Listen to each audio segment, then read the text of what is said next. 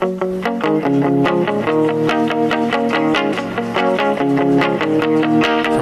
California, the Meltdown Comics, the Nerd Melt leader, Harmontown is now in session. Oh yeah. Spencer Crittenden here. Do we have a Spencer? Is Spencer? Yeah.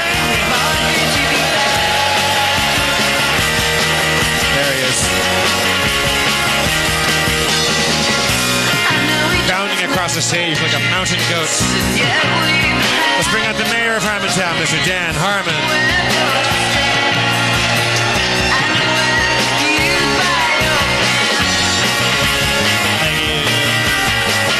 Thank you. Let's just have a sleepy show. It's been a long weekend. It was Comic-Con weekend. How many of you were in San Diego this weekend? It was a long haul and a very enjoyable one. We learned a lot. You had a busy docket too. You were all over the shop. Yep. Did you get some business done? Did you make some deals? Yeah, man. I'm good, man. We're just trying to figure out what business to get out of the way. We have a guest tonight. We're gonna chat with her. Ryan Ridley's also going to join us in a bit. Yeah, the Riddler. The only things that are going on are. Look, did you see the? I didn't talk about this last night, did I? Or Friday, the Trump ad that he just is it his own people that made that? The one that has the statistics where it's like 46 minutes of speech. 22 minutes of applause. It was like stats about how great his speech went. Like it was so weird. So he's a 16-year-old girl going like 3 pounds of birthday cake. 3 candles per square inch of frosting. Yeah, it's your birthday, you dumb fuck. It's what happens. No one has to love you in order for that to happen. You know, Dan, the fucking Republican convention talking about being president. The only alternative is a Democrat. They're there to cheer you, dipshit. That doesn't mean you did something right. I think you come down on Trump a little too hard sometimes. Let the man have a chance. Let him talk. Let him talk. Did you ever, he took the Washington Post's press credentials away or something? Like, you can't follow me around anymore because you always say mean things. But he that's the newspaper that they're like totally anti-Trump and they like every headline is like he's a piece of shit and here's why. But like he is a piece of shit and then also because he complained about it, they said, well, why don't you come in? Because he kept talking about how they edit the articles or they misrepresent things. So they brought him in and just sat him down and they published the entire transcript. And guess what? He's a fucking dumbass. He's like it was like 3-hour transcript of them just going like what do you think of Nixon? It's like, Nixon was great. Nixon was good. He made some mistakes, but Nixon was a president. He was a huge president. Okay, what about Abe Lincoln? Abe Lincoln saved, great president. Truly great president. All right. But you guys can hear all about that. He's gonna win. I got a fucking feeling he's gonna win. I'm not a pessimist. I don't want him to. I just feel like we didn't think he was gonna get this far, and he's gonna ride that wave all the way into the beach, which is us all dying. Or will he ride a Russian conspiracy to get him elected into the beach? Yeah, what's the deal with that, man? Ooh, what the fuck are you talking about? You hear that the Russians are the hackers that leaked all this DNC shit? It's pretty crazy, man. And WikiLeaks loves Milo Yiannopoulos all of a sudden. It's some crazy world shit, man. Yeah. So there's this gay guy. He's like a Republican gay guy. Well, so I'm going to stop you right there. I'm going to stop you there. Okay. He's like a pro-Trump guy. So the thing, the campuses are turning like there's little Trump heads on the campuses because how else are you going to rebel now? It's like they don't. They just want to. So sad. They just want to worry people. That's their job. They're young, and then they're really fond of this. This guy, I mean, this is them cracking the code, or rather, the code is cracking them because they love a gay guy. Like we win. In a certain respect, that's all we wanted. They could see that this guy is gay and also a human being that they love, but they love him because he says all kinds of fucked up shit, and if you complain back, then you're homophobic. So it's kind of fun. It's just we're all 6 years old. It's like it's easy to follow politics now because it's like Tabitha hit someone with a toy truck. Like it's not that hard to you used to have to know what a majority whip was. I couldn't get through one episode of House of Cards. I'm like, I don't know what the fuck a whip is. Stop telling me about the whip. How can a show where the guy talks to the camera be this confusing? Dan Harmon, really? That was me. That was the worst Kevin Spacey of all time. I just started watching that. It's a good show. Well, Jeff, I'm glad you like that show. I'm not glad Jeff likes that show.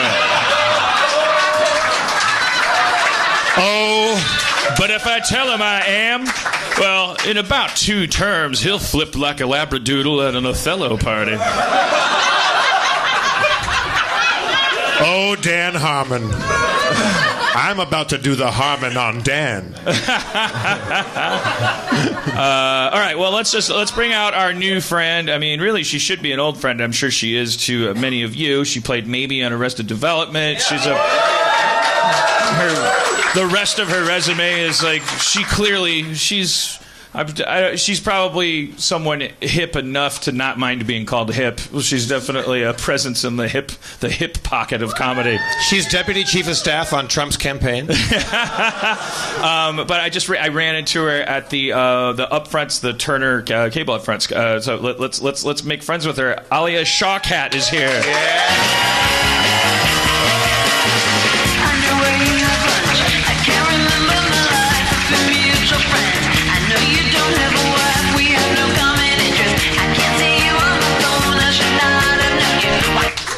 I just had this crazy panic right as I was introducing her because I thought, wait, how to say my name? Have I only seen her name in print? Have I ever said it out loud? Say it again in front to me, of her? but like in my eyes. Alia Shawkat. It's pretty close. I say Alia. Alia. Yeah.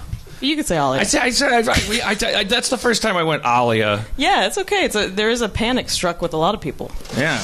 Alia, is this a boa thing you have going on, or is this part of the top? No, it's detachable. Oh. Yeah. I'm hip. I'm really hip. Yeah, it's hot, but sometimes you get a little cold around the neck. I'm gonna make myself a straight up vodka drink if that's okay. Yeah. You're not getting any flack from the Elmo fur industry people, are you? No, me and Elmo had a thing, so. Is that what color Elmo is? I don't know. She's wearing a fur thing for those of you listening in audio. All right, some of these people don't understand. I'm wearing Elmo around my neck. All right, so.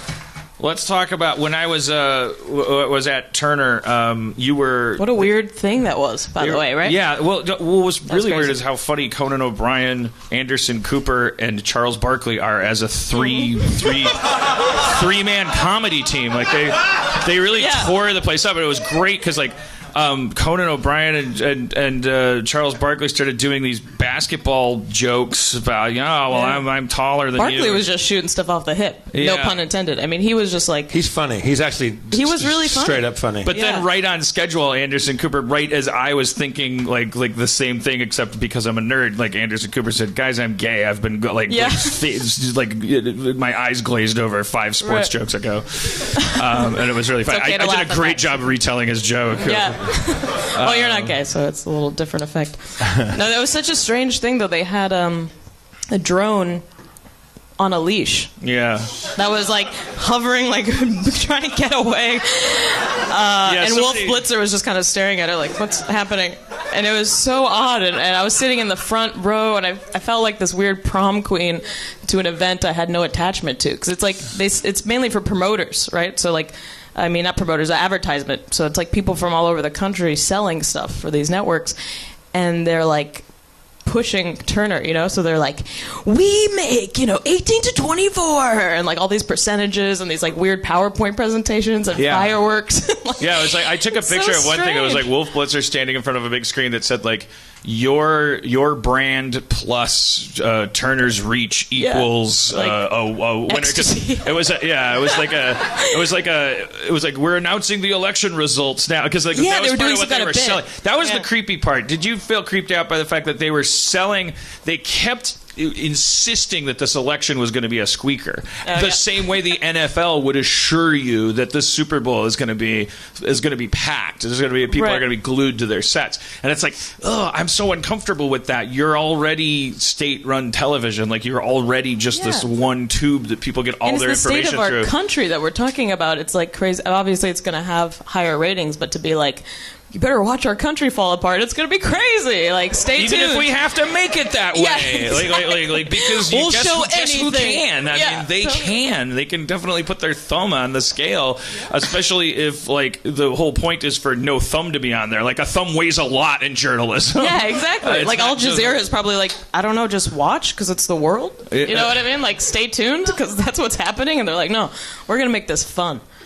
Yeah, it's very, very disturbing. Also, all the news organizations just keep boasting about their ratings during these debates and things like that. And it's just like, it really is depressing. Yeah, they definitely didn't. There was some 9/11 footage, because it was like we're always there. CNN's always there. It was like Friends, you know what I mean? They're like, remember Friends? Huge hit. 9/11, also a big hit. Two big hits. Well, 3. 2.5 big hits. I think one of those hits wasn't really a hit at all. Yeah. Oh, are you one of those people? Yeah. You think the reptilians did it? I think one of those hits was planted detonators on the I-beams of the... There's no black box found. What about Building 7? How come they never... Okay. It was funny, too, that... Sorry, we can't move on. But that they said something about they're doing another Apprentice season. And Donald Trump is producing it.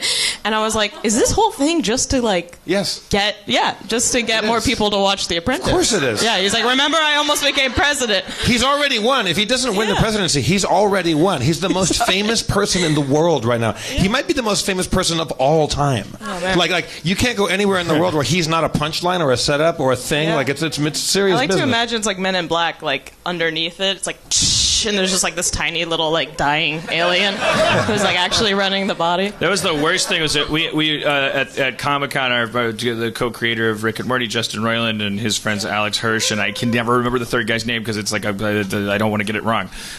So is this the guy you work with? They had a party on this yacht, and like they just fuck it. Why not invite everyone from Game of Thrones? And like every fucker showed up. Like every single goddamn throne ever in the game. like they were just I didn't know that was going to happen. This party was on a old like 1929 yacht, like a 3-deck old like Rockefeller's yacht kind of looking thing from the old days. And it's our nerd comedy and animator friends hanging out. And I'm around the bend, and I see a guy that I recognize. I go, "Oh my god!" And I just put my hand out, and he goes, "Hi." And it's Samwell, right? The chubby guy from Game of Thrones that likes books and protects the baby and kills the White Walker with the thing.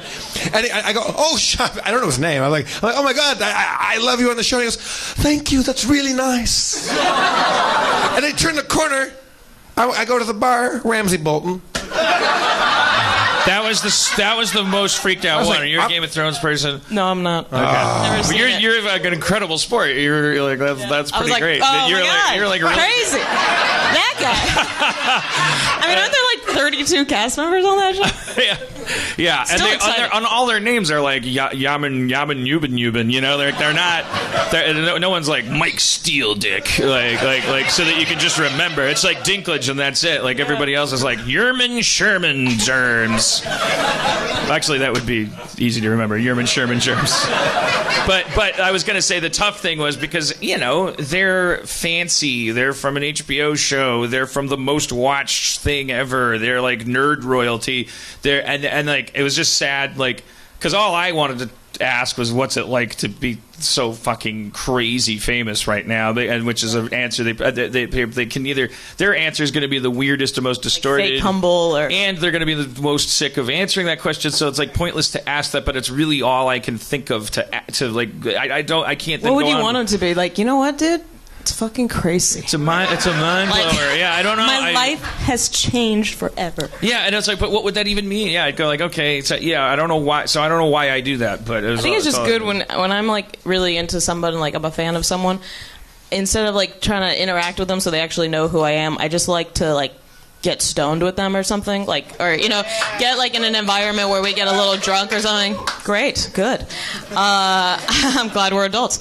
But just to like kind of like change reality, where it's like, oh, this person that I'm used to seeing talk, I get to see in this like alternate, like, I don't know. That's the only best takeaway I can get from it. Because anytime I've tried to like connect with someone I'm a fan of, it never works. Well, there's all that pressure. It's like, oh, how can I fuck this up? Which is something you should never be thinking when you're talking to someone ever. Like, because that's something that. Yeah, imagine you did that when you ordered coffee. You're like, I really hope I hope this person likes me. Yeah.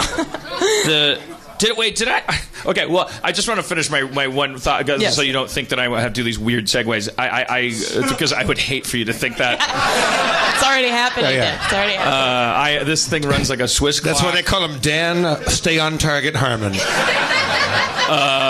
But I just wanted to connect those dots. The bummer was that in the midst of all of that humility and fanboyishness that I was feeling, like the only other thing for them to talk about was like, so Trump, and it's like, I don't want Sir Davos like having to worry about that shit.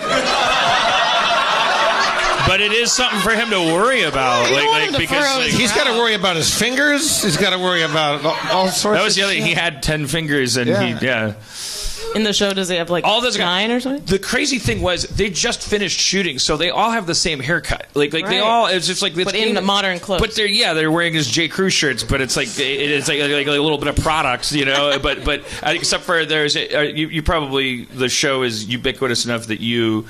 Are you familiar with the image of Varys, the bald eunuch? Like he's kind of portly. I feel like I am now. He wears like a big robe. I don't know. I was just thinking maybe even in memes you would have encountered this image of this guy. Like he's the master of gossip and sabotage and subterfuge and relies on apparently a network of underage children to I don't know.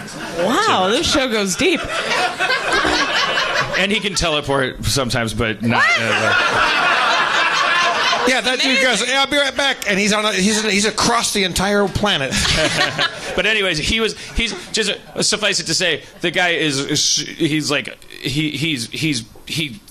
has 3 things about him that make him recognizable, and he was the one guy because it was tan Varys with like a full head of hair, so he wasn't getting fucked with at all. He didn't have to answer any of my dumbass questions.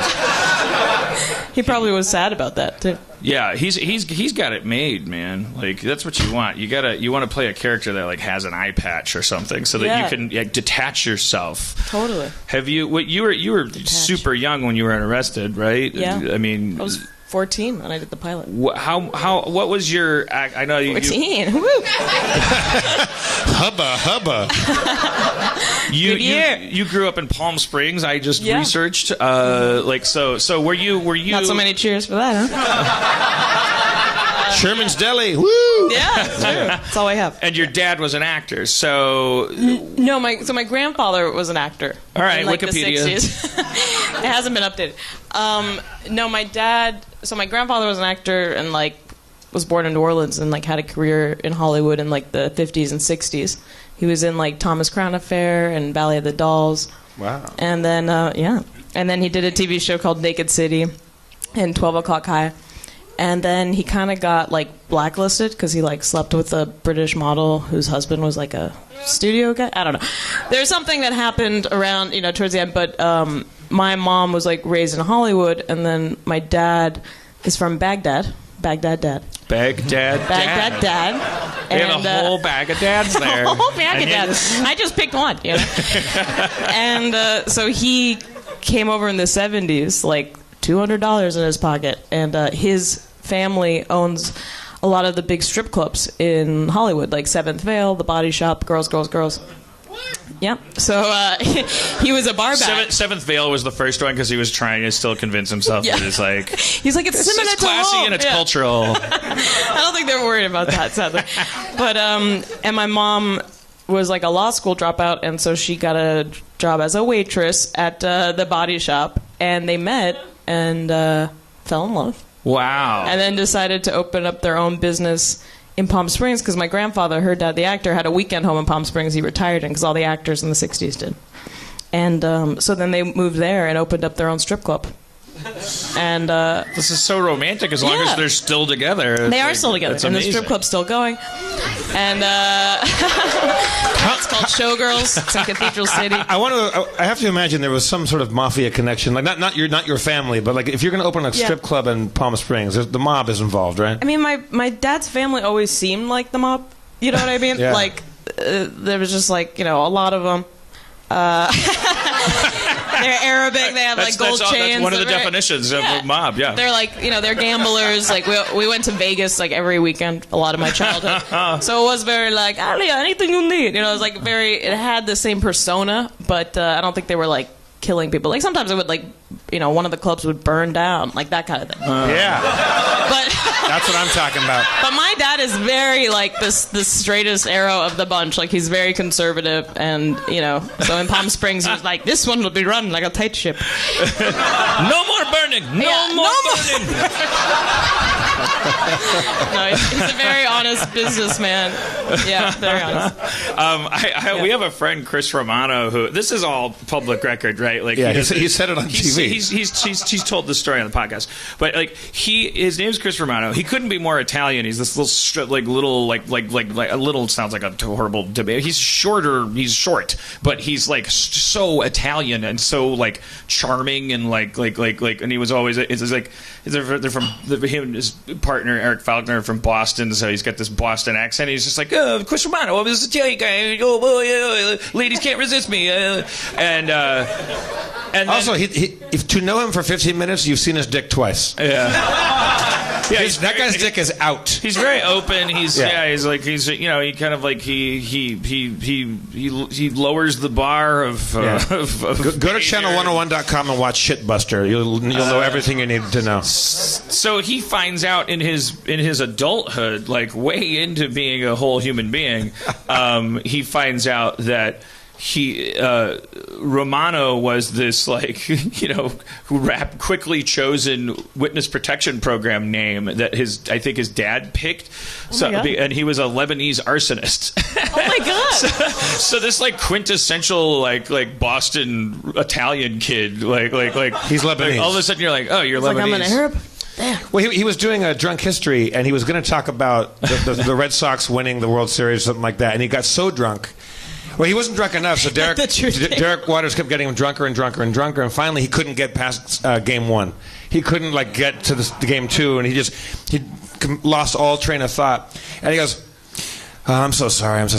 My dad was like the most famous arsonist in Massachusetts." And and he's in the witness. They were in the witness relocation program, and I run into Chris Romano in the baby toy section at a Toys R Us. Don't ask why I was there. Oh, he has a baby. I was just there being a predator, apparently. I don't know. But he told us, he's like, I got so drunk, I told the story. He goes, like, a lot of the people I talk about are still alive. They're in jail. Well, because his dad would. Those are the dots I was connecting. Mob, Middle Eastern, and the arson business. My dad will be so happy. Because I guess he was just a guy you hired. It was like a firebug. You just for insurance. There's a guy that you actually get that specializes in setting the fires. Like an Arab Ray Liotta. Yeah. Yeah. It was a movie, guys. Ray Liotta was in it, and he burned the building. So the reason we ran into each other at that weird upfronts was because you're in something that's rolling out. Are you only acting in that? I'm producing it too. Okay. Yeah. And it's what's it called? Search Party. Okay. Just Search Party, not Search Party. Is it airing yet? No, it comes out in November. Okay. On TBS. But they dropped the very funny, so it's just TBS. When I first found out, I was like, TBS, very funny? Yeah. And they're like, we're not doing that anymore. I was like, all right. The only bad thing about the History Channel was that right before I started doing a show on it, they had decided that they were rebranding as just the word history. Interesting. So no more channel. But how? So then you have to catch yourself. I mean, I'm on the history. Ask any of these guys. I made it through the transgender revolution without a hitch. I wove through those cones like a fucking greased shark. But like a greased shark going through cones. But if that doesn't conjure up alacrity, cones were attached to the seafloor. Yes. They weren't floating. However, having the history thing really threw me. I mean, it was just like it's the History Channel, and so every time you want to make a joke within the show, like the History Channel people are here, you can't. That somebody goes like so they correct you. They're like, no, it's just I mean, history. they're the most laissez-faire, like chill. Non-channel in the world in history. But it would just come through. It just it was an edict that trickled down to my set. So there was just always somebody that was like, it was usually Levy. It was like you got to say history instead of History Channel. Right. Fucking dick. He's crying. Anyways. Oh no, he's laughing. Oh, that's good. But I mean, I could. Well, whatever. Okay. Yeah, no, it's a new show. So it's a show. It's good. It's your show. The show is it's a group of friends who are kind of reuniting in the wake of one of their friends' disappearances, right? Yeah, ish. They're like friends. They're kind of like not the best people. My character's kind of a wallflower, just kind of like she doesn't know what she wants, millennial sort. And then a girl from college she went to school with that she didn't know well at all goes missing. And my character becomes obsessed with trying to find her. So it's like she's not the right person for the job, but she becomes obsessed with it. So I describe it as like a hipster Columbo, kind of. Yeah. And that's, I mean, that's got my number. There you go. John Early's in it. Really funny. Is this based on anything in reality, or is this just... No, I mean, the creators of the show, Sarah Violet Bliss and Charles Rogers, like, have weird mysteries in their family. But that's all I'll tell you. But so they kind of like were inspired by that, like having a mystery and like if something happened, like someone went missing in our lives right now, like what would we do? Like what are the tools we actually have to find somebody? But it's not really based off anything. But now, whether it's because I did the show or not, I noticed so many missing poster things. Like before the show, I was like, people don't go missing anymore. I mean, they do, I guess, but I just like wasn't aware of it. But then now there's so many posters where people are like, call, and it's just like, I've been kind of collecting them in a weird way to validate my career, I think. But you just never saw. You're now seeing them, and you I'm just noticing them everywhere, and then that's like when the pilot starts. It's a lot of me doing this, like just like staring off into the distance, like looking confused. That's like 90% of the show. So this is a pilot you shot, or it's been picked up for series? We shot a whole first season. Oh, yeah! Congratulations. Thank you. And we assume if it's a ratings bonanza, then at the end of it, you'll have the extra scene that you shot where she goes like, you know what? I love solving mysteries. Yeah, exactly. And then I'm like, if you love solving them too, press A. And then it's an interactive show. Do you think is it something you do continue to do? Yeah, I mean, I always have like a little, not to be like, oh, I'm scared of TV, but TV shows go on for like so fucking long. It's kind of insane. So like, I'm not going to be like, I'd love to do it for the next decade of my life, but I definitely like to do like 3 seasons. I don't know. Yeah, I want to do it again. I mean, this is just the old curmudgeon in me. I'm just like shaking my cane at you and going like, oh, you'll get a taste of ones that don't last very long. They don't shows that get canceled. I've done like 2 shows that were great, but they've only gone for 2 or 3 seasons. So like, it's nice when they're kind of in that thing. But I don't know what tomorrow is, so I'm okay. I mean, everything I work on fucking lasts forever, too, because my fucking shit gold. It's gold. I love the new season of Acceptable TV, by the way. I've never failed at anything. God damn it. Fuck you. Not you. No, it says fuck you on your phone. Yeah. So I tell her to go fuck yourself. Oh, you did Animals. What did you do? First season or second season? Oh, I did the first season. I was a rat. Yeah, I think I may have. Did they show that one at Starburns, my animation studio? Is that yours? I saw it at like the rap party. Yeah, like the bar. Were you invited to that? No. You know, it's like it's really touch and go with this guy's Phil and Mike because I just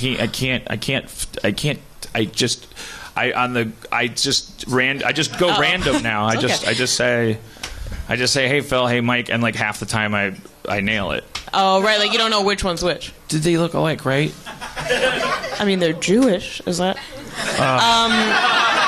I thought it was. Can we have one show where this conversation doesn't happen? I know the difference, but I was like in a room with them. You know what I mean? Doing improv. But I've been. I have an office in the same building as them. I can go like inspect their faces. It's about how much you want to know. I've watched YouTube videos and I've frozen the frame and I'm like someone have a different earlobe. Someone do something. I think they dress differently. That's what I noticed. Well, maybe you have racial recognition. I'm pretty, you know, I like to fall back on the face blind phrase, but a lot of people say I'm just a prick. Like, but I think what it is that your brain is battling for glucose, the different sections of it when you're developing.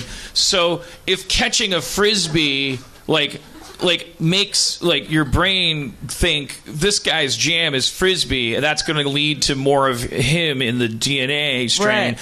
So you need to play frisbee with everybody. So we need to send more resources to the part of your brain that catches and throws frisbees. But you need those early successes to trigger those board meetings, you know. And I think telling the difference between two people who are mocking you, it only makes it worse to humanize them. You know, I guess it's considerate, obviously, to remember people, but at the same time, I'm like, who gives a shit? That was my earliest power. You know what I mean? I was at least I don't know who you are. Yeah, exactly. I think it's fun. I remember I met Ryan Gosling once. Ryan, you here? But I met him very briefly. But when I met him, I was like, "Hi, I'm Alia," and he was like, "Alia. So nice to meet you, Alia." And I was like, he's either a Scientologist or just works really hard at remembering people's names. And then I ran into him another time and I was like, there's no fucking way Ryan Gosling's going to remember who I am. And he was like, Alia, right? And I was just like, this is why you're a movie star. Because everybody, he's working so hard to remember people's names. He's also a crime fighter. We've learned on this show. One of our very good friends, Daniel Gillies, is has this story. We have to drag it out of him because he's one of these high roady fancy pantses. He's a real life hero. He's like, Ryan's just a friend. But it's he's a wonderful person. He's a New Zealand actor who saw news of Katrina happening and just went. I got to go down there and help, without no designs on anybody knowing about it. So and then he's in the story. You have to drag it out of him because he knows how it sounds for it. But the story is that he called Ryan Gosling, his good friend, and Ryan was like, "I'm already on my way." Ryan's getting out of bed. He's like, "I'm already on my way." The thing is, book me a flight. the part of the story that he leaves out is that Ryan was already in New Orleans because he was there. Shooting him? Destroying the levee. So he's the first one on the scene. Right. Yeah. I mean, it's clever. but does it make it just focus? Just act well. If you just be a good movie star too. You don't have to rig the game like this. I'm sure you're a wonderful performer. Yeah, our expectations aren't that high of him, right? All right. Well, speaking of celebrity and the culture of them. Oh, can't wait. I think it's time to bring out our San Diego Comic-Con correspondent, Ryan Ridley.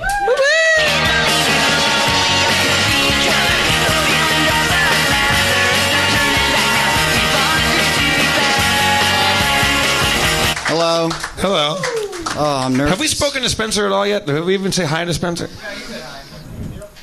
Oh, hi, Spencer. Hey, Spencer. I say hi to Spencer 3 times a day. Spencer's mic doesn't seem to be on. I think Spencer's doing a thing. Spencer's doing a bit. Oh. This is called mute protest.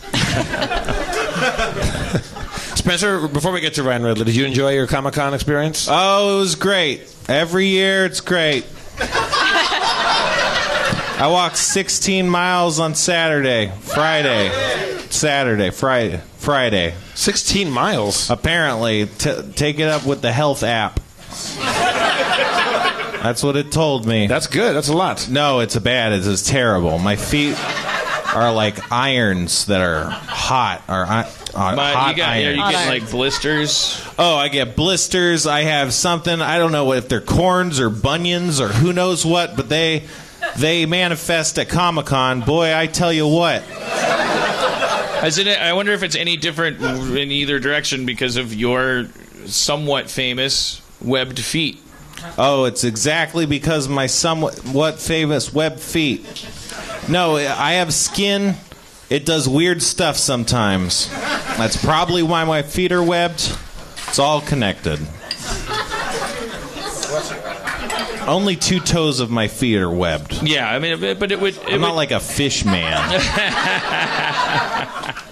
Fish don't have facial hair. Catfish kind of do. Oh, yeah. That they do. I feel like an idiot now. Also, there's the bearded clam. Jesus Christ. I like how you settled back into your seat and you're like, bearded clam. I'm just saying some fish have facial hair. Well, Ridley, did you were you in San Diego, Alia? No, I wasn't this year. A film I did called The Final Girls, which, thanks, yeah. It's a really fun movie that nobody saw because they didn't know how to promote it. Is Thomas Middleditch in that movie? He is. I know that guy. He's a great guy. Yeah. So him and Todd... oh, look at you. He's doing a dance. He takes a lot of pride in that. But they were doing some kind of... he's been doing this, strange promotion for the film, doing midnight screenings and stuff, and he did something at Comic-Con this year where he had an ice cream truck called, Ice Cream for ice cream? Something like that. Where they were, trying to promote it still, and, Thomas was there, and Angela Trimber. It was something... obviously, it wasn't enough to get me to go, but what's the I love the conceit movie. of Final Girls? What's the key scene? What's the conceit? The conceit. And then I want you to perform the key scene. Yeah, the key scene. I wanted to know what the movie's about. But I wanted you to think I went to Harvard. Yeah, I didn't. It's about these kids who go see a movie that the main girl's mom was in. It's like an 80s horror movie, and then they get sucked into the movie. Oh. And they have to escape. Last action hero with the horror genre, I believe. Totally. It's a really fun romp. Nice, Ridley. Yeah. Thank you, Spencer. Yeah. This is why he's the sub-controller. Yeah. Did you also go to Harvard? Sub-controller? Jeff is the comptroller, and I've subbed for him occasionally. Yeah. You see, it's helpful. There's a whole dynamic I don't know Plan about. B. All right. Well, we were at Comic-Con. Yeah. I've been before. It is super, super fun. Wait, Alia, is that right? Yeah. Okay, now I'm in my head God, because he the said whole it thing perfectly. earlier. Guess who else I know? Who? Brad Copeland and John Levinstein. Woo! Who are those They're writers. people? Sorry. They're writers I know. Sorry, they're only writers. I've never met... They're great writers. I've never met... What's the Will in the show? Hunting? No, the one in the show. I've never met any of the actors, but I know the writers. Who's the Will in the show? I wanted to say Forte. Will I don't know. Arnett. There's 2 Wills that Sasso. are intertwined comedically. Listen, man, I'm freaking out, all right? Comic-Con You're doing is great. We know intense. people in common. You're safe with me. Okay. We're gonna I always be okay. get Will Forte mixed up with Will Sasso, and it's really weird. That's crazy. That's You were crazy. talking about Will Forte at a party, and I was imagining Will Sasso, and it was hilarious. What party was that, Spencer? Oh, that party that there was hot dogs on a plate or some shit, and you were yelling at people in a Trying good to room. tee up, Dan, for the next segment. Okay. Oh, up tell the us about fucking your ball. party experience, Ryan Ridley. So every year, Alia, Entertainment Or Weekly... don't. Entertainment Weekly has a party at Comic-Con, and I think it's like the fanciest of the parties in terms of it starts at 9, and then by 10 it's filled to fire code, and then you can't get in. Right. That was me just kind of that was my crawl so that you weren't left out of this. Right. So you guys went to this let me amazing give you some party? backstory. Yeah. I'm in my head a lot. This Comic-Con is weird. I don't know if I should feel more shame, less shame, more insecure, less insecure. I don't know which way the compass should spin. The what should spin? The compass for my psychological state of mind. Yeah. But I'll have you know that I was invited to the hottest party at Comic-Con, the Entertainment Weekly party. And I'll have you know that it was all I was talking about at work for the entire week, lording it over everyone's heads. On top of the fact that I found out that Dan and Justin were not invited. What? I'm a writer on Rick and Morty. I should clarify that. So you understand the relationship of this hierarchy and this. How did you score this coveted invitation? Jeff? Because neither did I know about it, nor was I invited. I was told by haters that it was my agency's behind-the-scenes manipulations. Apparently that's not true. The answer I got was, it's because I'm cool. Who told you that? Yeah, did you tell yourself? His agent told him that. My agent did tell me that.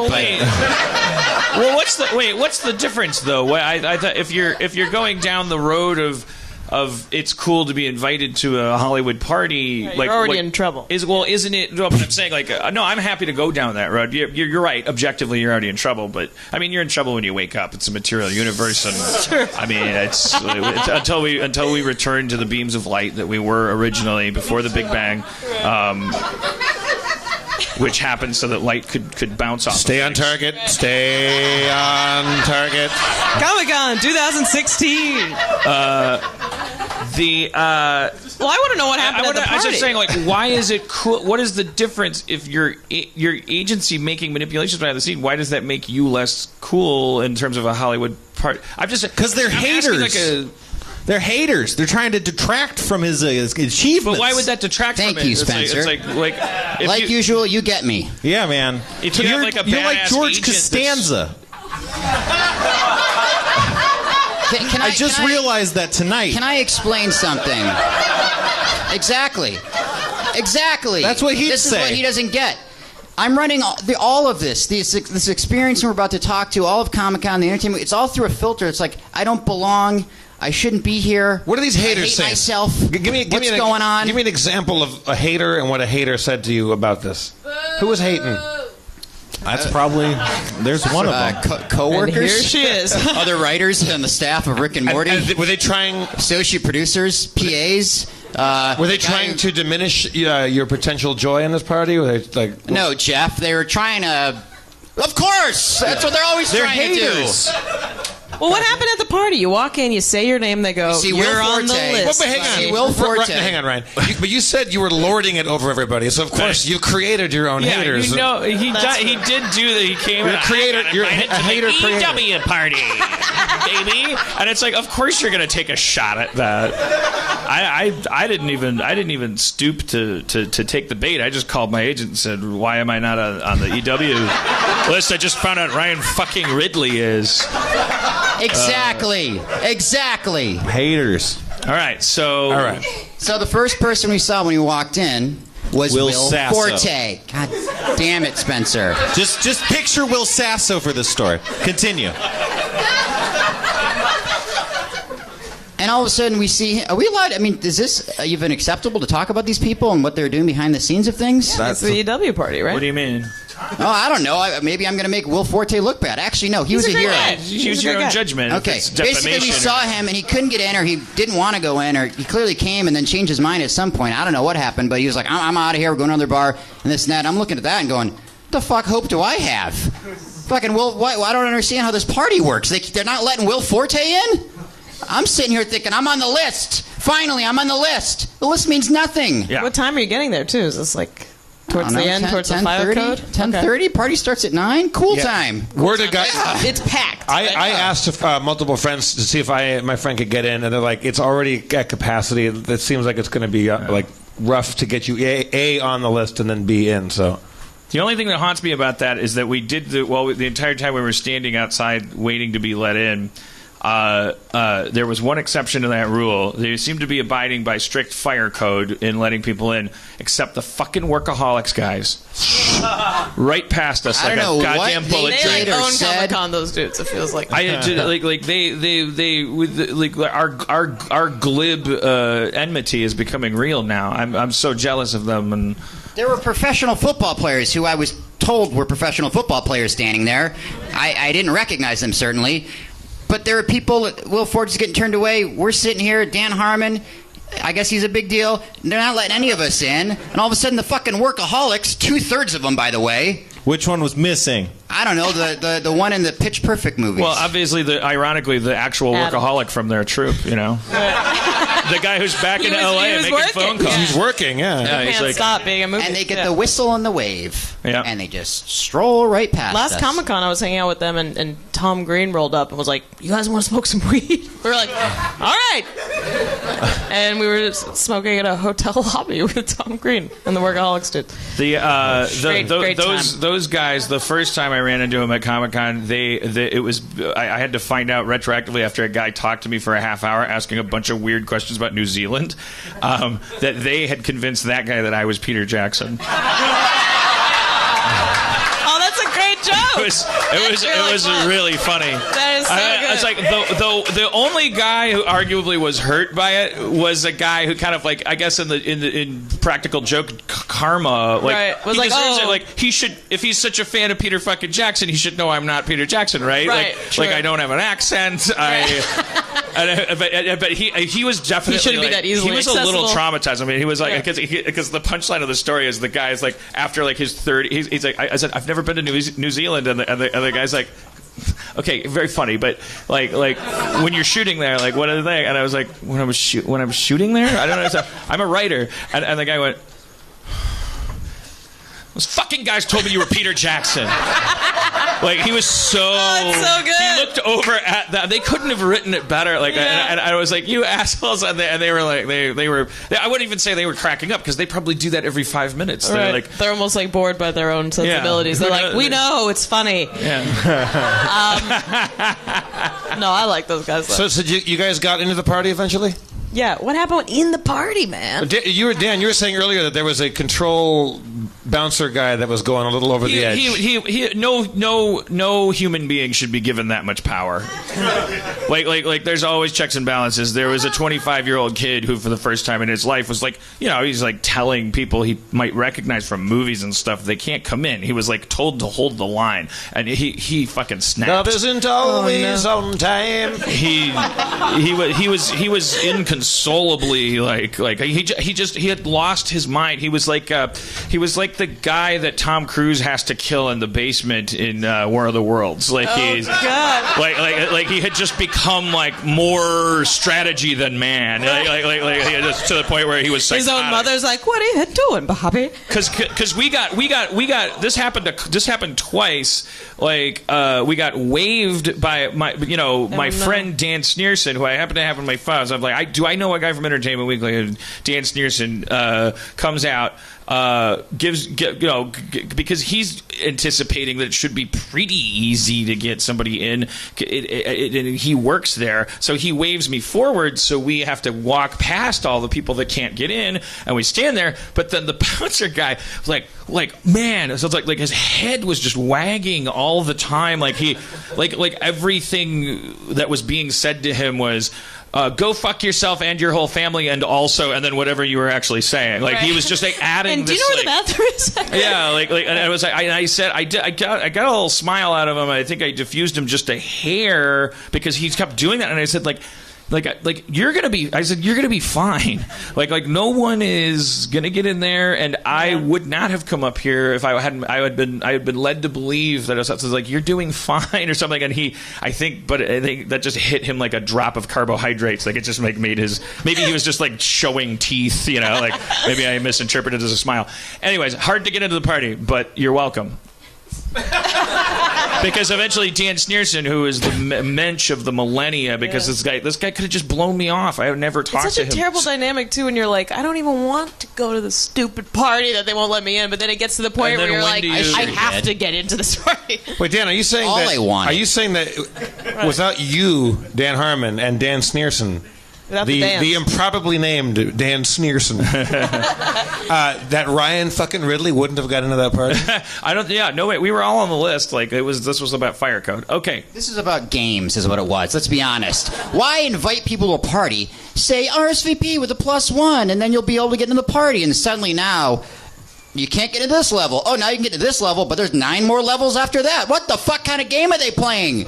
Why are they doing this to me?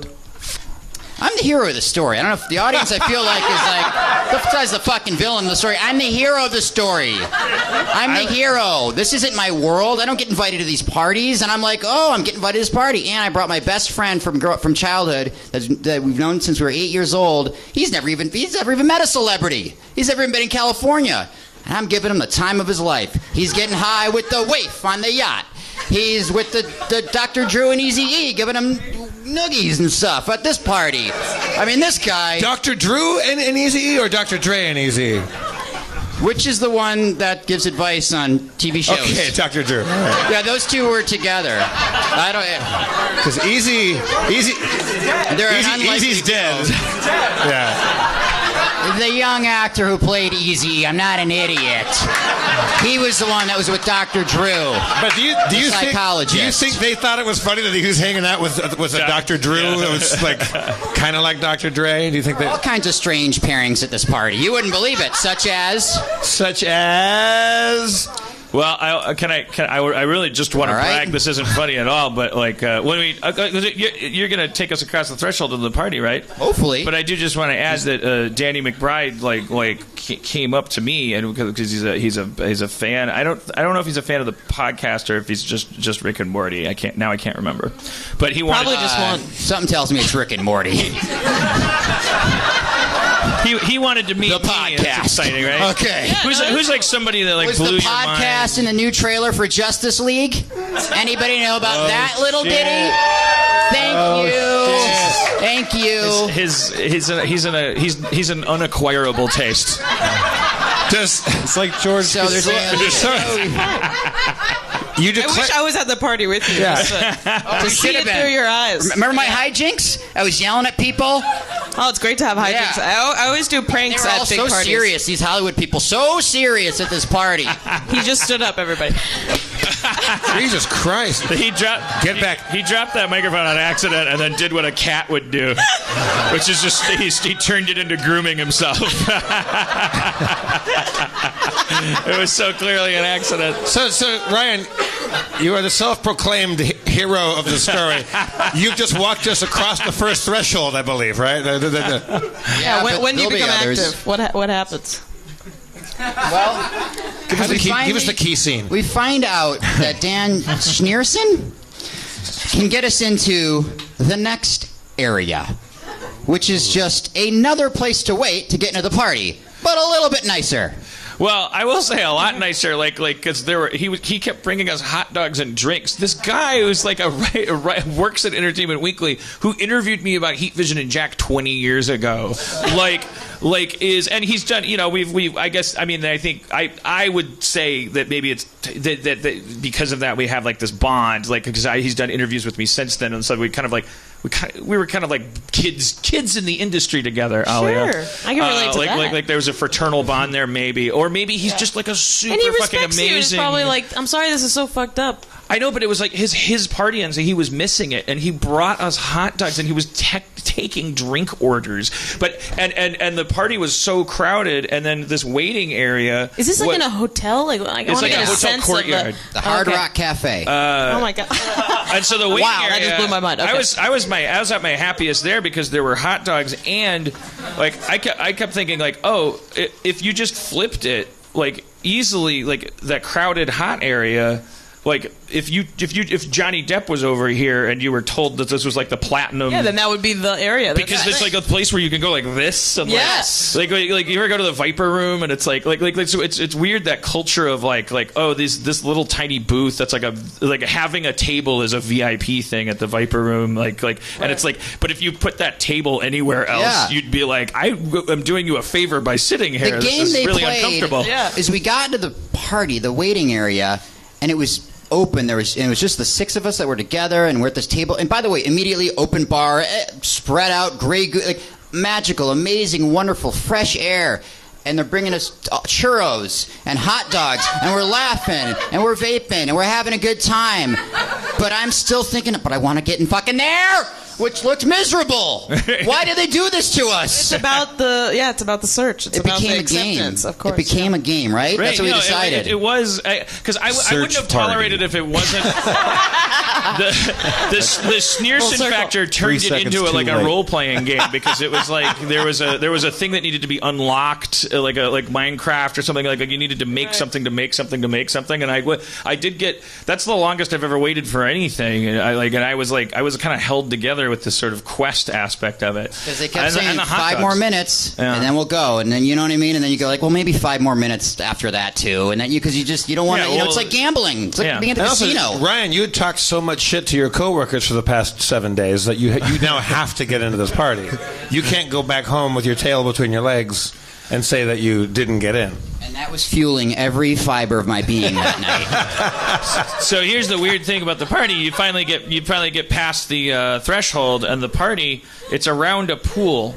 In the can I tell one little detail that's going to come back later in the story? Mm-hmm. So while we were out there, I was trying to, play the game of like, all right, let's have a little fun with the situation. I knew we were the losers technically, and they're the winners, and they're on the other side, And they bring us hot dogs. So there's a room that had like a patio that went out to kind of our area, but it was also on the other side of it was the real party, and there was a private room. These people were in it. I didn't see who was in it.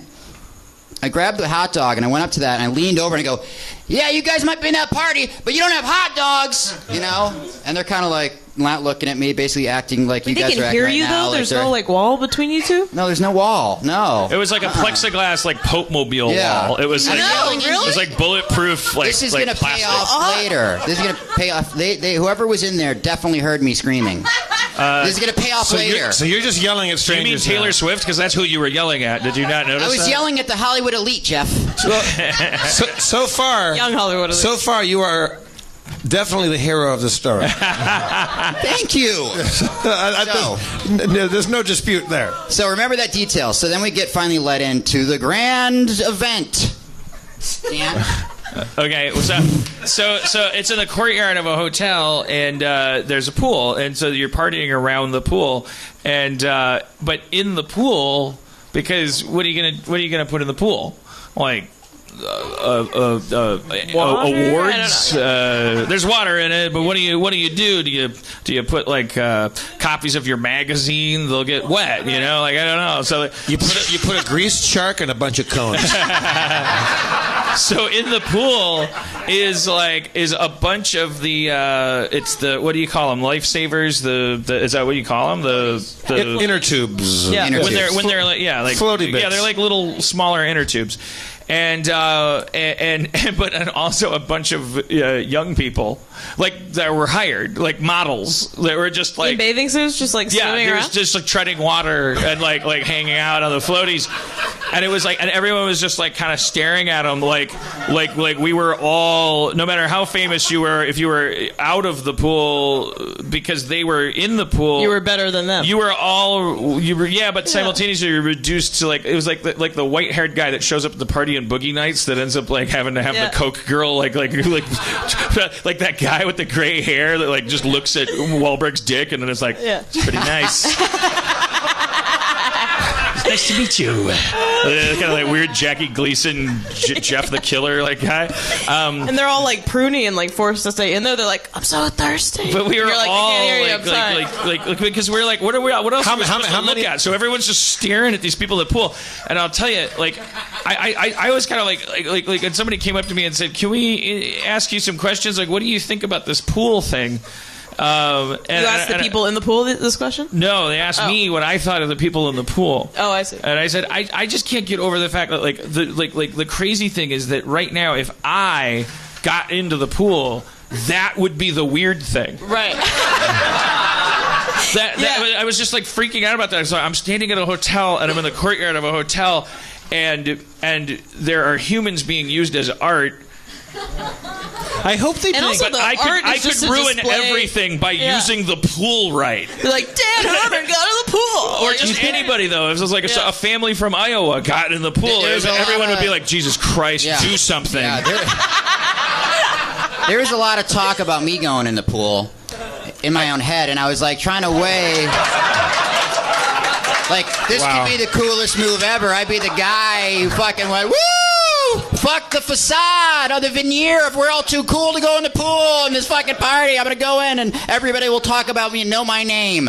I hate the Hollywood elites. I hate them. Did the pool people count towards the capacity of the fire code? I don't know. Because that's stupid as fuck. I think they were technically fireproof because they're wet. Right, they are in water. They're there to watch everybody burn. They're no danger. They're the only people that could live through a fire for like 36 hours, like until all the water evaporated, and then they'll be like, it's getting hot in this pool. But they've got all of that time to, They're like, we're still on the clock, man. Now, what were these? How many of these model swimmers were there? There were like I'm going to say 7. I think they were like shifting. There was a little bit of a rotation there. Yeah, they got breaks. Looked like there were 7 or 8. But the thing that really threw me, because I was just like watching, and I was super high, and so the whole thing had like this weird like kind of like that's weird. It just makes you feel. Yeah. But I kind of appreciate that stuff because then you get the luxury of feeling like Hunter S. Thompson. Like that's a favor they're doing you. Like it's like, oh, this party's crazy. Like I kind of feel like if it wasn't, we'd be disappointed. If there wasn't like some weird fucking thing that you could like roll your eyes at. Out of those parties is like how odd they are that they're like humans are treated differently. Yeah, it's not like you're gonna play Baldur. They're like, exactly. You're more important for this like 20 minutes. System. Yeah, and you're like, okay, I guess I could shit on your face and that's okay. And they're like, it would be kind of okay. Well, yeah, David Cross has that extended bit about like when desserts have like gold leaf on them, and it's just like, fuck you, I can't even digest this. I'm just gonna shit it out of my asshole after you serve it to me. It's gold. It is like it's like what we use interchangeably words like like the red carpet stuff like luxury, pizzazz, glamour, the La La Land and all this stuff, but it's like all it is just super like seedy. It's just this fantasy of like, holy shit, like what we're in the Running Man, and like you're running and I'm not, and like so I was like, that's why I've like, anyways, like, and if you called something a VIP something, I'm in. Like I'd pay $50 for the letters VIP to be added to an otherwise identical ticket that I had into an empty warehouse where nothing happened except farts. But if I'm going, then I want the VIP ticket to the fart house. Right. But so the weird thing for me, the deal breaker was I wasn't like offended by any of it. I was just like high and like kind of going, this is funny. Like it's like I always like this is a good chance for me to pretend I'm in the first scene of someone's biopic. Because it's like the camera's got to be coming down on this, like because it cost money to produce this set. So like and there's like a bunch of people here, so those must be maybe Frank Oz is meeting someone in the corner, or like this is like Dan Harmon was there. It's like I'm part of the panning thing. It's like and I'm going like the thing about Community. Like what would I have to say to be recognizable in this like panning shot? Bing ding ding ding ding ding ding ding boom boogie fever whatever. Yeah. But the thing that really threw me about the pool thing was this. There was this one kid, this dude. There was music playing, and he kept like rapping with the. He was like if it was hip hop, he was rapping along with the music. And I was the guy who was hired to just swim in the pool. Yeah, it was throwing me because he was like sending this direct visual and audio signal. It's like, no, I'm here at the same party. I'm here too. Yeah. Like this is all happening to all of us at the same time, and it was like, ugh, stop it. Like you're supposed to be like you're supposed to you're supposed to be detached. It would be like if a burger grew legs, right? Like on your bun and tried to it was like you'd be like, this is bad, and the chef would be like, no, I think that's great. It's you like beef, don't you? And you'd be like, no, I like discs of meat. Were the other people in the pool being like, Henry, what are you doing, man? I think they were like, they float away from him a little bit because they're like, I'm not fucking hitching my inner tube to that star. There's one pool person that was showboating. You're saying, is that what the gist of this was? He wasn't really. He was just having a good time. Mm-hmm. What I'm saying is that's the reason why he was doing the thing that threw me. It's not his good time that threw me. What threw me was the actual just audio visual stimulus of him like instead of just floating aimlessly in the pool, which I thought was like, oh, it's like future art. It's like handsome people in the pool. Right. Like yeah, you're sexy. Like be our pool. Like it's a cauldron. We're witches. We're like boiling you, and your essence is like. And then one of them's like, do up. You're like, no, stop. Yeah, you take like a canoe oar and kind of stir them a little bit. Like there's just like put one under. There's one guy at every EW party that's like, oh, Harmon can't. He's always got to man the pool. He's like keeps flipping the actors in the pool.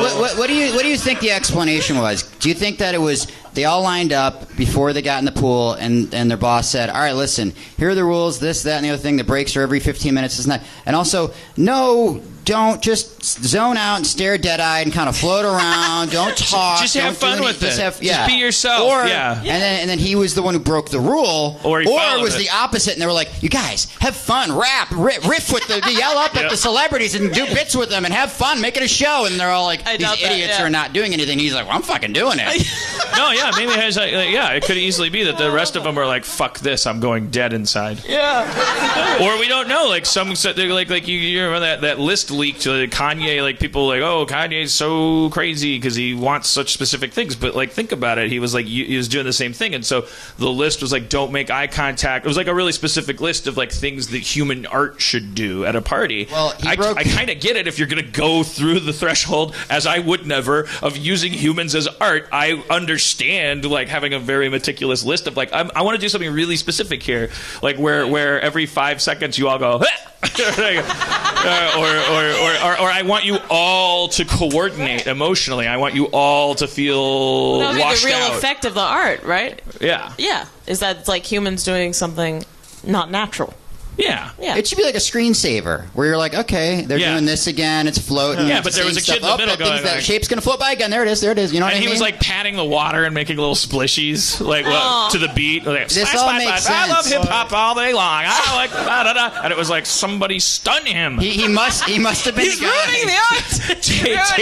tape a taser to one of these sticks we used because he was showing humanity, and that breaks your heart. They're like, he's actually. It was a reminder. Yes, because then it becomes. Then now you're at a party with strangers, some of whom can't get out of the pool. Yeah. As opposed to being at a party where humans are art. Yes, right. Exactly. Do you think any of these people in the pool knew that there was actually a hero in their midst? Who was contemplating somebody joining had come to this party against all odds to save? I know a kindred spirit when I see one. And this guy, you know what else he did? Kenny Powers walked by, and all of a sudden he started going, he was the only one of the pool people. He just started going, we're not worthy. We're not worthy. And I was like, that's the fucking dork. And then, the guy in the pool did that to him? And then a beat later, I was like, that's me. I'm that pool guy. Yeah. I kind of felt I'm out of the pool. I felt like when they were getting their pictures with people, it was toward the end of the party, and it was like people charging onto the field after like a soccer game or something. Right. Like you got 5 minutes. Yeah, I think they were like, okay, all right, get your fucking autographs. And get the fuck out. I think it's time for me to bring back a little plot point in our story. Oh, which one? So, just when you go through the first threshold, and you wait in the first level of purgatory, and then the second level, and then the hot dogs come, and you finally get into what you think is the promised land. And you wander around, and you're like, oh, more Game of Thronesers, and you're just rubbing up against them, and you don't care. And there's the guys from Arrow, and it's like a living wax museum. And all I'm doing with my buddy, who's never even met a celebrity, is just like, look at that person, look at that person, look at, and we're here too, and we're all sharing the same air. And I walk up to this one goddamn room, and I'm like, well, I'm in. I worked hard for this. I'm going everywhere. I'm going to use the whole Buffalo at this party. And I walked up to this fucking room, and I look in this room. Emergency exit? And there's two giant dudes standing there, but they could have been just regular guys. I couldn't quite tell. They were wearing polo shirts. And I look past them, and I see James Cameron. Oh, yeah. I heard there was one a more level of elite, and beside this fucking concentric circle of eliteness, just when you think we're all one now, we're all the Hollywood elite. Fuck everybody else. Is he alone in the room, or what's his little area look like? Yeah, he has no equal. Just him. He's waiting for Steve Jobs' ghost to like float in before he can have a conversation. He's the loneliest guy in showbiz. Everybody knows that. Heavy lies the crowd. Okay. Nobody wants to hang out with him. It's celebrity Highlander. But actually, there was a point when there was a whistle and a wave, and the pool guy got up and went into the James Cameron room, and he's like, that guy's the one good. that had pleased him with his rapping. Bring me the spry lad. He's like, so you're comfortable in water for that long, huh? How much for the just pool cut to the people? Eli Roth thing with James Cameron in a fucking ivory bathtub, the kid's like dangling in chains like over him, and he takes like this scythe. You exist in the water! Rubbing himself in his blood. Oh. And there's a speakerphone in the corner. It's just his agent going like, okay, so Avatar 3, do you do IMAX or are we going direct to schmake? What? Why are you? What is happening to you? I'm schmake. I gotta go. Wait, I want to follow that guy's story. Yeah. Schmake. Hangs up the phone. He's like, I can't represent James anymore. I'm losing my mind. There goes Todd. He can barely speak, but he's James Cameron's agent. Doing great. What are you gonna do? Schmake. By the way, if you haven't guessed already, that was the room that I yelled about the hot dogs into. Oh. Thank you very much. Got it back. Mm-hmm. Yeah. So, James Cameron That's heard a me rubbing callback. those hot dogs right in his fucking face. I never. This never happened to me at a party before. I at one point, Spencer Grammer, who is Summer on Rick and Morty, her husband. Get this, he's an Irish firefighter. Spoiler, really good looking.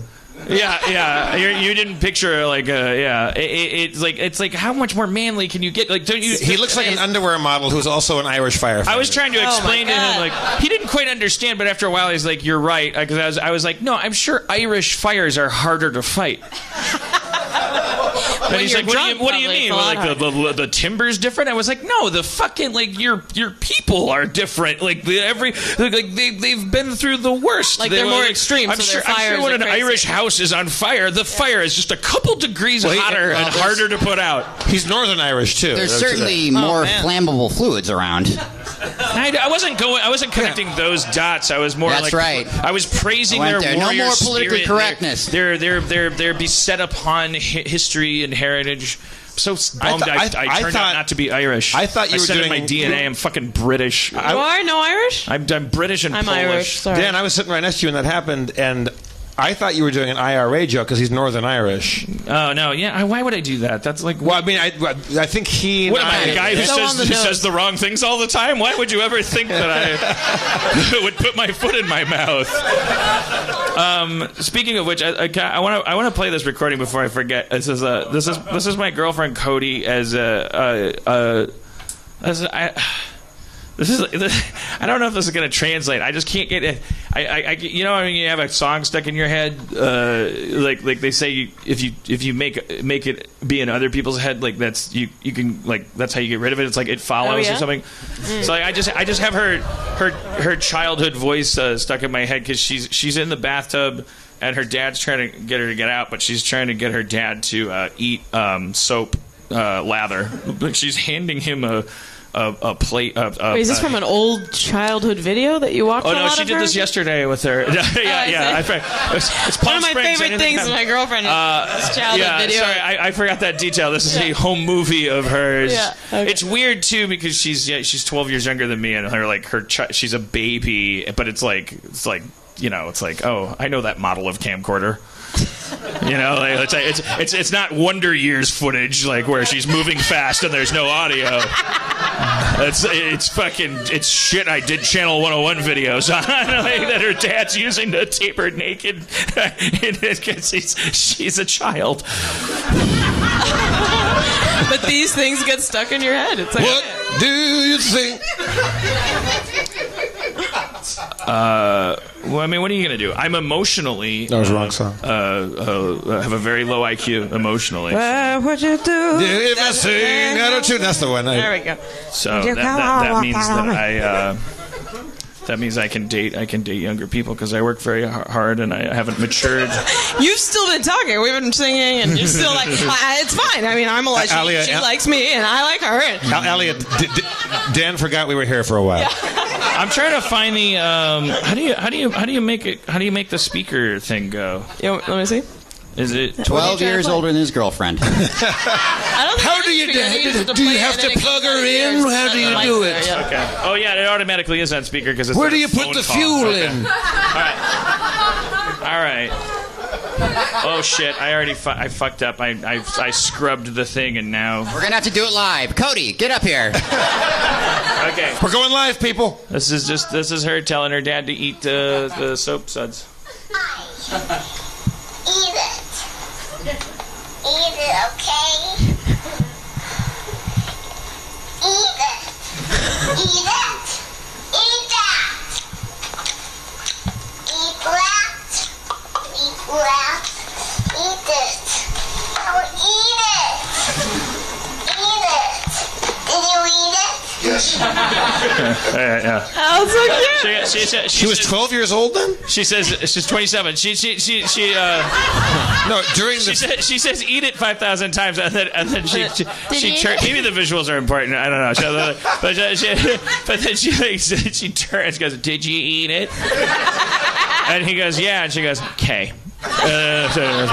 But then, and he's like, "Okay, now get out of the tub. I ate it." And she's like, "I peed." And then she's like just delaying. She likes being in the empty tub so much that she just now is just like she peed, and so now she has to clean up. She's saying you can't see anything. There's no pee on camera, but she's like pushing something. She's going, I have to. She just wants to stay in the tub, so she invents a tub emergency. A tub emergency. I just been hearing. Wait, so that audio gets stuck in your head? Yeah, I just keep hearing I go, eat it. Did you eat it? Every time I eat, I just hear like eat it, and I'm like, all right, I'm eating. Like I don't know, it's just it's. Dan, if she only knew that one day she would be with someone who.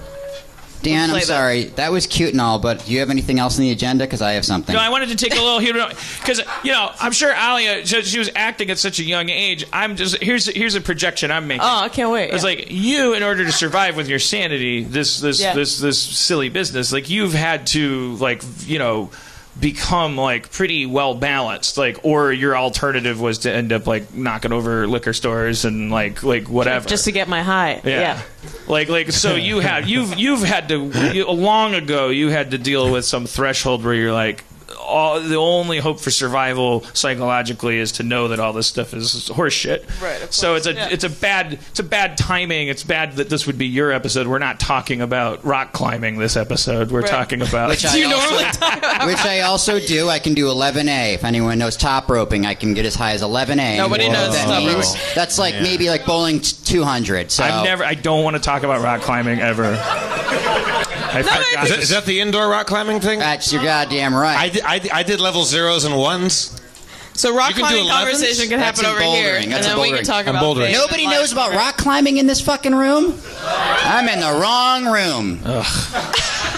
But I'll continue. You know what?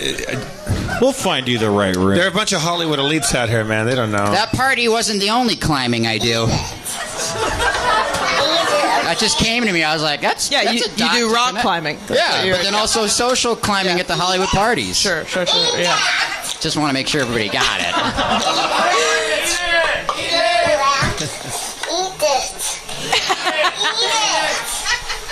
Eat it. Did you eat it? Yes. Did you eat it? All right, continue. Okay, can I tell a story? But Listen. that was my point. I wanted to add some humanity because I'm Someone sure if you're say not no? into Hollywood, you're probably into babies. Right. No, I understand. Wait. Did someone say no This when I said story- I tell a story? The story You know of they these did. parties has a strong serious, context Spencer? for me in that way. Yeah, I can't wait. Who are you? Identify yourself. No. I cannot wait. This they is don't this have story. to identify themselves. Why not? I mean, it's your insecurity. It's not their All right, problem. I am about to tell what I think is probably one of the. Don't hype it up too much. No, you're doing great, man. This is one of the best. Ryan, I've known you for many years now. I would say not well. We don't really, we don't really hang out enough. I don't think. But I've never seen you so aggressive before. You're a little more. No, aggressive. he's like this. Is he really, Spencer? Yeah, he's like George Costanza. Yeah. I'm a rock climber, Jerry. I can't do the voice.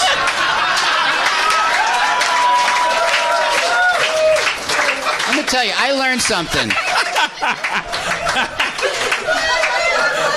I've known Jeff for 12 years. I've known Dan for 12 years. I've worked with Dan probably 50,000 million hours on a few different things. He's just a really slow writer. So. I've known Spencer for about a year and a half, 2 years. This guy fucking gets me. He gets me more than you do. He gets me more than you do. That's not your fault. I work with him. Yeah. He should get me. How do you think have I a good view you? excuse. How do you think I'm assessing you at the moment? Sometimes you get me, and others like, what the fuck is this? Is this his friend here? Who is this guy? I get Ridley because I'm like light gray, and then he's like just the slightly darker shade of gray. Like I could be him on a bad day or something, Or a good day. Yeah. Well, that was a good ambiguous. day. I could be him on a bad day, or I could be him if I was having a bad day. You have to know where the commas are in that thing. Wait, May I continue? What happened at the party? I'm going to say that everything I've said, this whole shtick I'm doing, it's all to hoist myself up in the ultimate petard? Yep. Okay. And you're all like, most of the audience I could tell doesn't like me. Believe me, the no girl is just the brave one. Doesn't bother me. I know I've got some people who are like, yeah, I get what he's talking about. And you're like in the Spencer camp. Let's hear some claps. Thank you. Please clap. So we all love meeting your Game of Thronesers. We all love meeting your EWs and your Will Fortes and whatnot. But I'm about to tell you a story that is going to high road everybody on this stage and in this room. I can't fucking wait. Thank you. Tee it up just a little higher. You're a high 3 dive a.m. actor. Everyone's left the party. Ryan's a high dive actor where the ladder goes up so high that the thing you show up to see is him fainting. And you don't even get to see it. It's just like you just know it happened up there. Like someone radios down. Yeah, he fainted.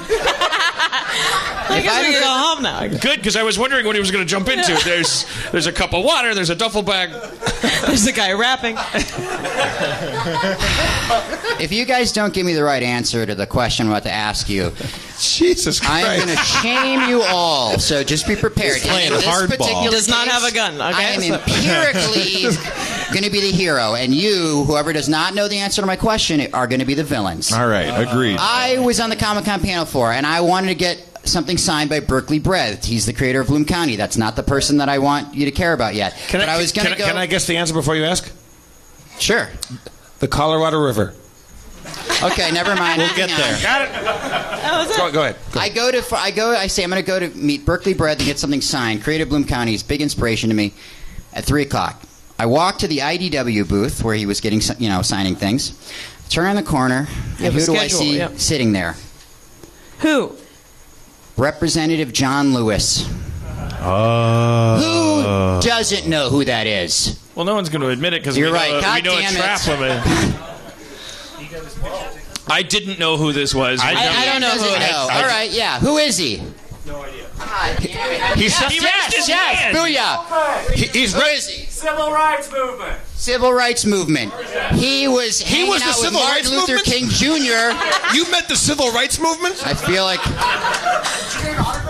That backfired. I really thought that I could shame you guys for not knowing, but you guys are celebrating the fact that you don't know who this is. Yes, he was part of the civil rights movement. Are all about. Okay. You teed that up in the only way that would make it possible for us to celebrate not knowing a civil rights leader. Can we take it this became the again? lesser of two evils Also, to stomp on you. He wasn't at the EW party. Have we already left that place? No, this is earlier on the floor. So I see Representative John Lewis. He was part of the civil rights movement. You can see pictures of him marching with Martin Luther King Jr. He was portrayed in the movie Selma. Ever heard of it? Okay. Where was I going with this? Did I have a point? Why He was also the face of, remember a little something called the Democrats trying to get the gun rights shit passed a couple weeks ago, and the sit-in and the all-night thing? Oh, he was the the guy face of that. Okay. Wow, why So is he maybe at you guys are Comic-Con? like, fuck the 60s. Well, but that happened at the convention hall. What happened? You wanted to talk about the getting into the party, the EW party. No, Much more important things. This is the epilogue, dude. Oh, it was you just really wanted to. Okay, all right. Wait, I'm sorry. Did you Well, hang don't out be with sad. him? Did you guys like have a drink together, or you just saw Who's him? telling this story? This isn't an interview. This is a tale I'm unfolding at my own pace. Okay. The story. I thought that was the end of the I story. hit plot points. I don't stop and go, you guys have any questions about like what the booth looked like or like what I was wearing? No. You know, Dan's now's If a you great. tell the story properly, we I think would know Dan- those details, right? I know Ryan. What happened? I missed something. I was in my head. What'd I miss? You're Nothing, fine. nothing. So you see him, and what do? You go, well, none of this matters because this guy actually did something. Well, Berkeley breathed. He The opposite. bites the guy. I said the only thing that matters is this guy actually did something. Oh, interesting. Right. That's a better Take perspective. that in. That's a title for the episode. Yeah. I think, Justin. Mark That's a that title for the episode. Okay. So I go, I got to shake this guy's hands. For real. I'm like, I got to shake this guy's hand. He's a part of history. So I go up and I see the guy. I go to the end of the line. Line guy, cousins of these people who don't let us in anywhere, says, I'm sorry, the line's cut off. No more people.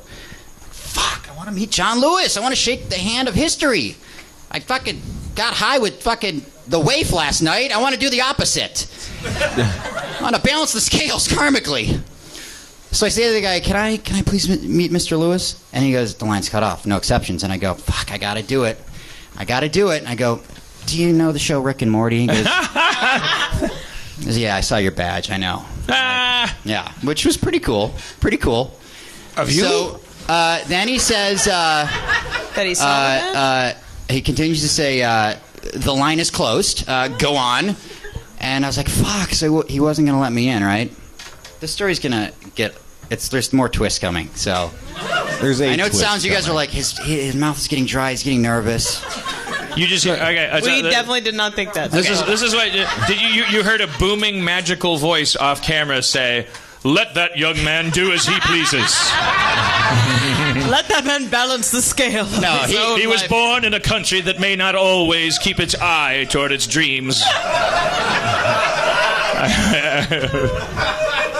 And the camera swivels over and it's Stephen Hawking. No. I walked away having been rejected. My Rick and Morty credibility, the only shred of it I have, was not a currency I could use to meet John Lewis. Ryan, 1 second. Dan, it's now a bad time to do our ad for MeUndies. Can I get to the... Okay, yes. We'll end at the cliffhanger of I was not allowed to meet John Lewis. Oh, yeah. This is great. No. The cliffhanger. Then there's going to be a commercial. What could happen next?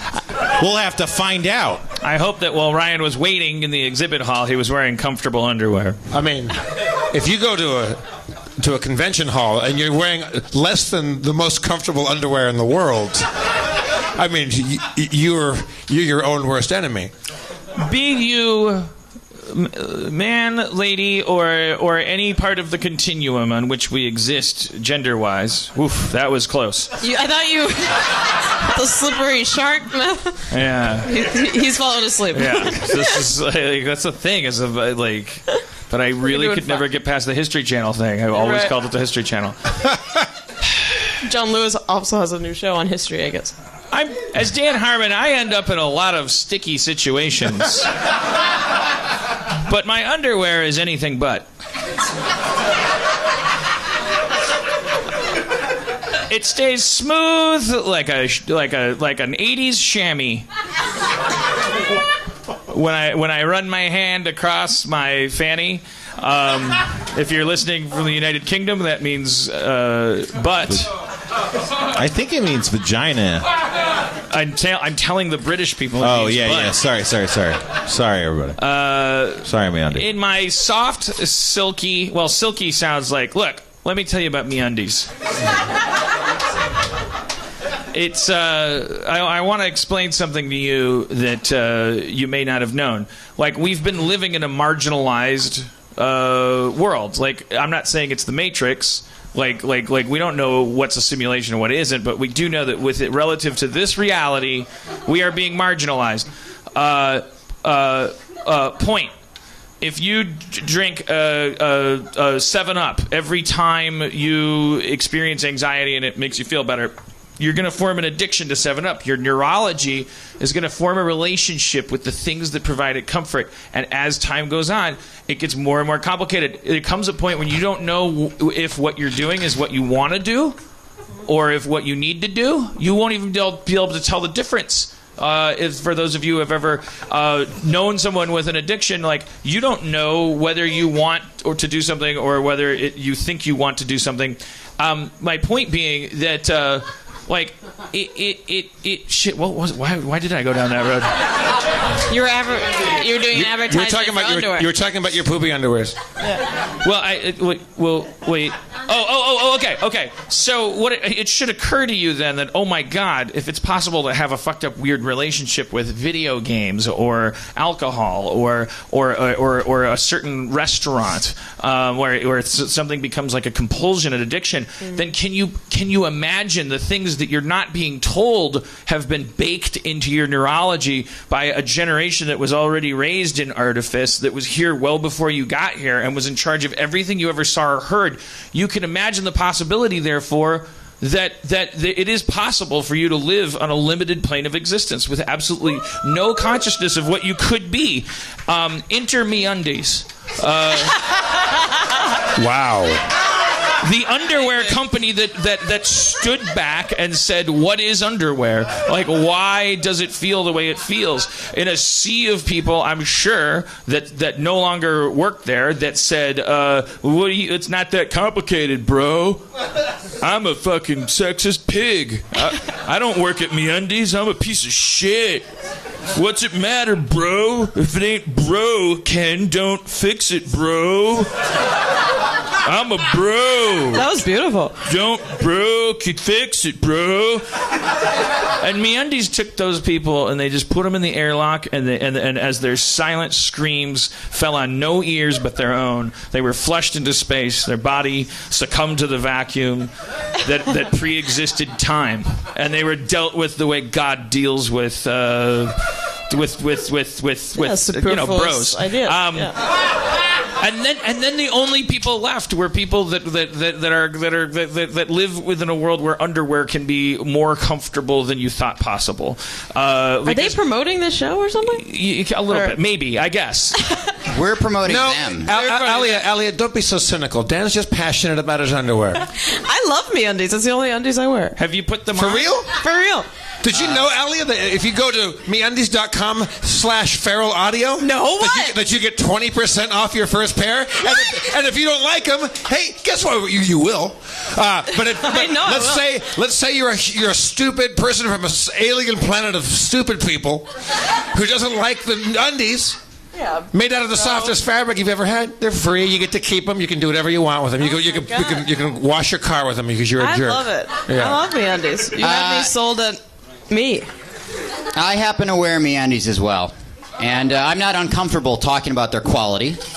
I don't have to put my tongue in my cheek because I'm not comfortable shilling. I'm more than comfortable shilling for MeUndies. I'm not putting my tongue in my cheek. Let me finish. They're incredibly comfortable. They're made of modal fabric. Look it up. Modal? Modal. Isn't that like twice as comfortable as regular underwear That's the head stuff? of MeUndies. Modal. Wait, are there MeUndies people in the audience? Do we got any MeUndies? No. Is this whole audience You're wearing paid for by MeUndies. MeUndies? Throw them up. I think a lot of these people are probably wearing MeUndies because word travels fast when an undergarment is like stepping into God's mouth. Is it? With only your genitals. Ryan, Alia, Dan, you're all fans of MeUndies. Spencer, maybe you are too. Is it true that MeUndies was created by pirates? Pirates? No. Yeah. It feels like they were. Where's MeUndies? You like that's. From what I've read, and like you get different information from different websites, but it was a fabric stolen from an old pirate chest. And, one large piece of fabric. Not a lot of undies left. Well, it never runs out. The pirate chest. Okay. So you finally make it into the last level of the EW party, right? Let me tell you something about the last thing I'm going to say about MeUndies. What's the last thing? I had 95% of my underwear is MeUndies because I was like, fuck, get this shit out of the way, fucking Hanes, and I'll get this bullshit. I went to full 95%. Every now and then there's laundry. Why hang on to that other 5? What were those? Because you never know. Why just throw away underwear? You could find out that MeUndies has been the company was all paid for by Nazi gold. You don't know that, or it's laced with mercury. That's why it's so comfortable. So you're like, oh, gotta get rid of them. Actually, it's made out of healthy babies. I happen to not be wearing MeUndies right now. I'm wearing Calvin Klein's. You're wearing the 5%. Let me finish. And you're paying for because I wear MeUndies on nights when I know there's going to be action. I can't finish. Sex? It. Yeah, sex. God damn it, sex. And one thing's for sure, Ryan. After your performance, let me finish. After your performance tonight, we know that tonight is not one of those nights. And good, because I'm wearing Calvin Klein's tonight. Because I wear the 5% when I'm fucking podcasts. Yes. Treat your nether regions like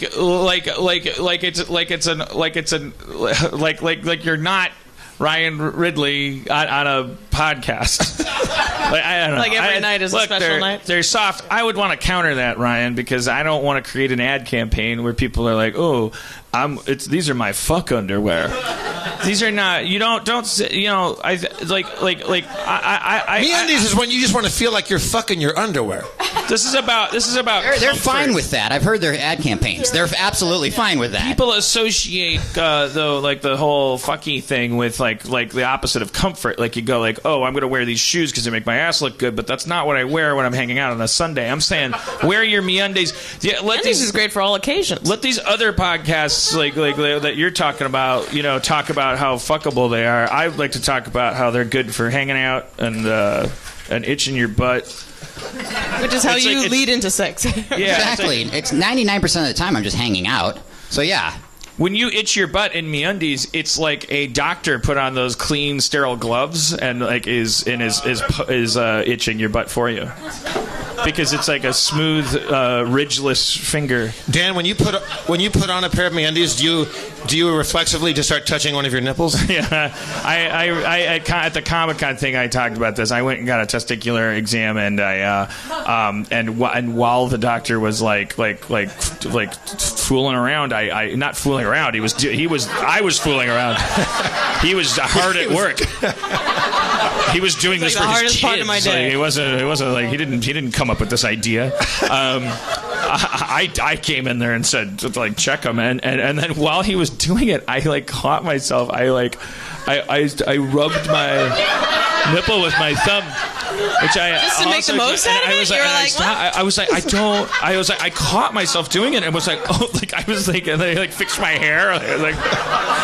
He's like, wouldn't be the first time. It was really weird because I was like, I wasn't turned on that I know of, but I was like that. What scratching your butthole does lead to, excitement. I think in general. Well, this was a guy checking me for cancer in my balls. Right. But Cody, my girlfriend, when we were in Canada, she did. Have you had? You tell me if I'm prying, but have you ever done the thing where did you ever want to aim a man's wiener dick while he's peeing? Aim it? Oh yeah. While he's peeing, yeah, I did that once. Aim it around. Yeah. Just once? Just once, Because I've only been in a committed relationship once. It's the only time I felt comfortable to ask for control. you've only been in one committed relationship? Yeah. And you took that opportunity to aim as P? Yeah, and then right after I was like, I think that's enough for me. Mission accomplished. And we're done. You might be the last. He checks in every once in a while and goes like, "You're." Are you okay? Like, yeah, he wants to know because he's like, really? Was it? Is that what like he'd be so excited to see you and you get married. Like he'd be like, oh, thank God! I thought I fucking ruined her with my weird pee-pee. Yeah, no, it wasn't that. But yeah, I have asked to aim. I mean, because we always wonder what it's like. I guess. So she said, we being women, we did that one morning. I let her, okay, aim it, and then she, I think the next day said, Did you know you were touching your nipple when I did that? And I thought she was lying. I was like, no, why would I do that? It wasn't really a sexual thing. It's almost like how a would weird I not notice touching my reflex nipple? where you just naturally put your hand up. I think it's got to be a comfort thing. It's a security. Well, I think it's. I mean, believe me, I'm all over this thing during sex. The nipple. Just one? It is what I'm curious about is why is this happening? Either is fine. Yes. But the anyways, MeUndies are comfortable and we love MeUndies. Good, yeah, MeUndies. But then I noticed it. Well, the doctor. I'm just so I don't know. It's worth it's worth noting. Cool. Fade up on the floor of Comic-Con, where we last left our intrepid hero. He was trying to get John Lewis, the civil rights activist, autograph, but he couldn't, and he couldn't even get it by lording over the fact that he worked on the amazing show Rick and Morty. Woo. Thank you. So as he was walking away, he gets a tap on. I get a tap on my shoulder. Ryan, come here. Okay, Mr. Lewis, we got one more guy. Can you please? Who's this voice? This is the guy who controls the line. Okay. The guy, the gatekeeper. Yeah, the guy that turned you away. He just softened up. I think his heart. Yeah, exactly. He looked at me. He looked at my gate. He got me. Maybe you guys wouldn't have done this. You guys certainly would not have done this for me. Trust me. He's like, I feel bad for that guy. He's clearly got some fucking problems. So he goes, come here. Takes me over to John Lewis. Look him in the eye, shake his hand. I say, thank you so much for everything you've done. He goes, just trying to make the world a better place. He didn't really say that. I had to punch up his line, but he said something like that. I swear, it was the essence of that. He was like, so what show are you working on? He said some crazy anti-Semitic thing. You're really protecting this guy. He just launched into a fucking Hitler speech.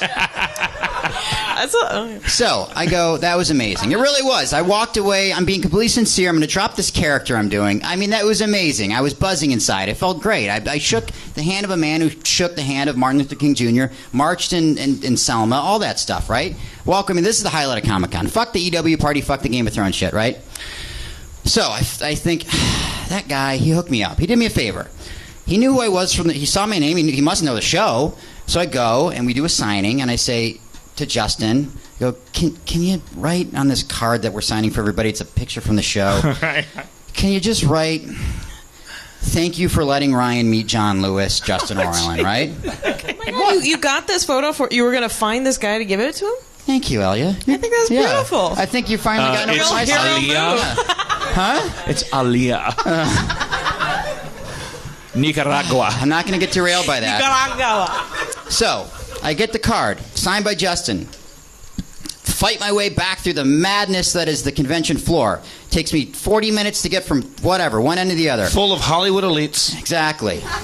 He doesn't care anymore. But now he doesn't care. Now he just sees them as green letters. He's like, Danny McBride is just a pie symbol who's cascading like a waterfall. Forte's like, hey, you want to hang out? He's like, no, I don't care about you anymore. Joss Whedon? Joss Whedon? I riffed that. So. Beautiful riff. Wait, Dan, you didn't stay at home all night writing that joke?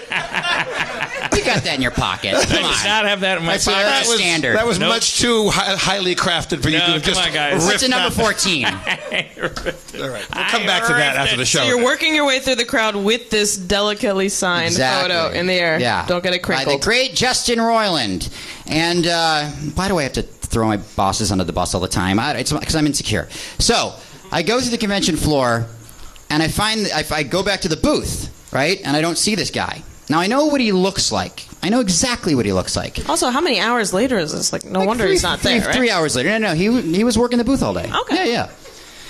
These aren't the Hollywood elites. They don't just come and go, flights of fancy. Oh, what's the next hot party? They're fucking working. John Lewis probably has a lot of shit to do. No, not John Lewis, the guy who helped me get the... Why is he at Comic-Con? I just like yeah, I don't understand. He wrote a graphic does he have novel. like headshots like Lou Ferrigno? He wrote a graphic novel called March about his history doing the civil rights movement. He wrote it? Yes, with some other people. Yeah. But is it a graphic he novel? wrote most of it. Yeah, that's what he said. Graphic novel. Yeah, graphic novel. That's what I got signed. Okay. You guys gotta listen. I'd like to check that out. That sounds good. I got a signed copy, but get your own. I like out there. I like graphic right out there. novelizations of stuff that I would never, Yeah, Exactly. it makes like it possible, history. like that mouse, Thank you. thing. Like there was like biographies of like Freud and stuff that I've looked at that were in comic book form. Cool. I'm probably not going to read it, but I mean, I got it signed by John Lewis, so. Yeah, Philip Glass has a cool... Anyway, the point is I go to the booth and I can't see the guy, but I know what he looks like. Right.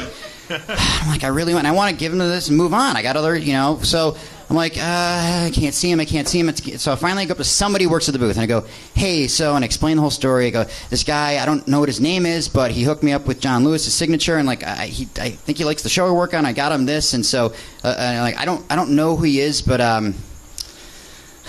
he's a bigger guy with glasses. And she looks me in the eye and she goes, I don't know who you're talking about. I go, he's a guy with glasses, a little bit bigger. He goes, you mean Joel, the shorter guy? Was this guy black? No. Okay. That's what I was thinking. I kept being like, are you No. This is the key moment of the story. I was trying to say, I knew the guy was big. He had glasses. I didn't know his name. You mean Mustafa? I go. She goes. Maybe Joel, but he's the shorter guy. I go. So wait, we need to. Does anyone know what's going on here with this woman? What she's doing? She's shaming me because I described him as the bigger guy. Wait, but we need to know though what something that only you know right now, and which is me not being when she. you say bigger is tell us the description of this guy, because we don't know if he's 9 feet tall or not. Yeah. Are you Not talking about 9 feet tall? You meant fat. He was stocky. Okay. I don't know. He was physically bigger. I didn't know what else to say. He had glasses, and that was There's no other distinguishing characteristics. That was it. That was it. He was a white guy with glasses, and he was kind of bigger. I don't know what else to say. Also, you just described 80% of the people at Comic-Con. How many of them were working at this booth?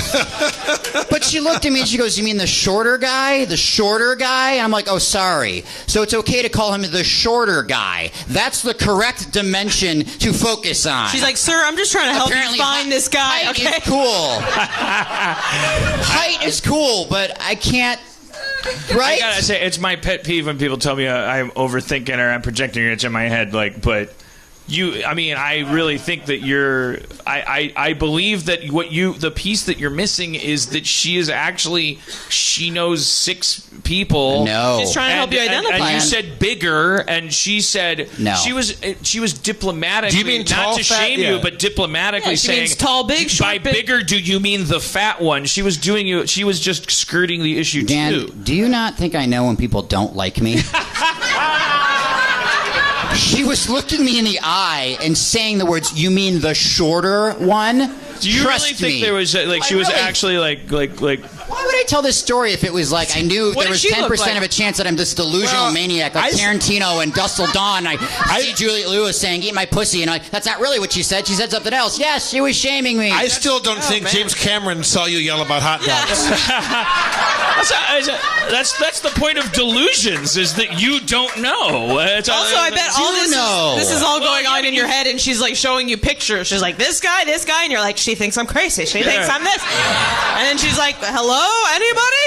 All right, well, here he is. Then he just left. If I knew 3 guys, and one was tall and skinny, and one was short and fat, and one was tall and bigger all around, and you were trying to Someone said the bigger one. I think the tall guy. I would, knowing me, with my foot in my mouth, I go, the fat one. I don't know, but I'm saying, like, that is, given that situation, that's the best, like, most courteous way of. That's all I'm saying. But I think.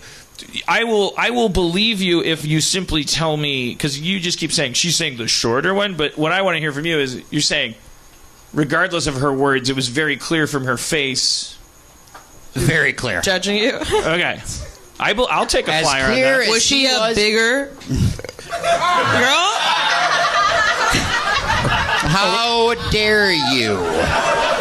That was Do my not next use question. that language. You're so sensitive about it. It's like, we all look different. It's okay. Thank guys, you. That's yeah. the point of the story. That's the high point. five. Yeah, it's Finally, great. I'm not going to ask for a high five from any of you because you're still like, who the fuck is this guy? It's also they're far away. It would be awkward. Believe me, I would do it. Yeah. Was she dressed slutty? I was just trying to trick him into like while we have him like placid, like he'd be like, "Yeah, she was dressed slutty." He's like, actually, yes, your tits were out. Oh, okay, you got me. Like you don't know what's right and what's wrong. I'm just reprogramming you. Listen, the arc of the story, if we've all forgotten, is I meet a civil rights hero. I decided to do the guy a favor, who hooked me up with that. I ran across the. And you plowed through his staff with your xenophobic. Yeah, but I mean, You came back looking for a big old fatty. there were two guys who worked at the booth, and they were both 5'2". What do you mean the shorter one? Did you find what happened from there? Did you let that stop you? Of course not. Okay. Just So like what'd I'm you not do? going to let any of this stop me telling this story. Only slow you down like 20 minutes. Not even our 30-minute MeUndies commercial can stop this story. So finally, she says, "You mean the shorter one?" And I just go, "Yeah, the fucking shorter one." She goes, "That's Joel. He's right over there." I'm like, "There he is, that big fucking fat motherfucker."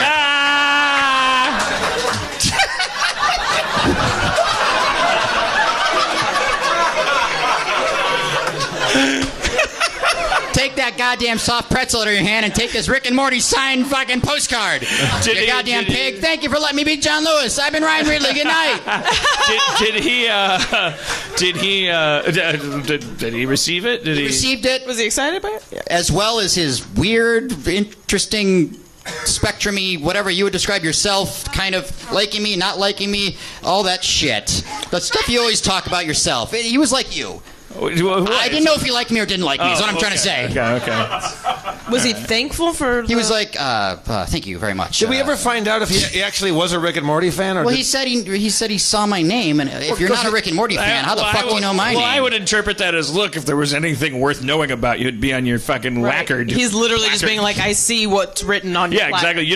You don't have to waste my fucking time with this shit.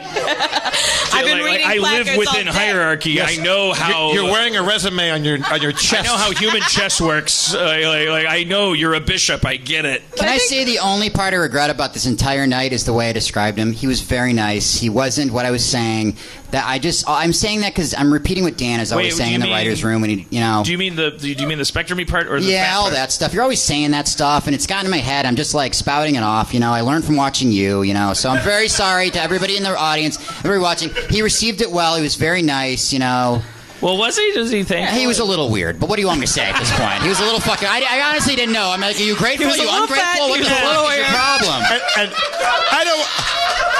I don't want to say he was fat, but when he walked around the convention center,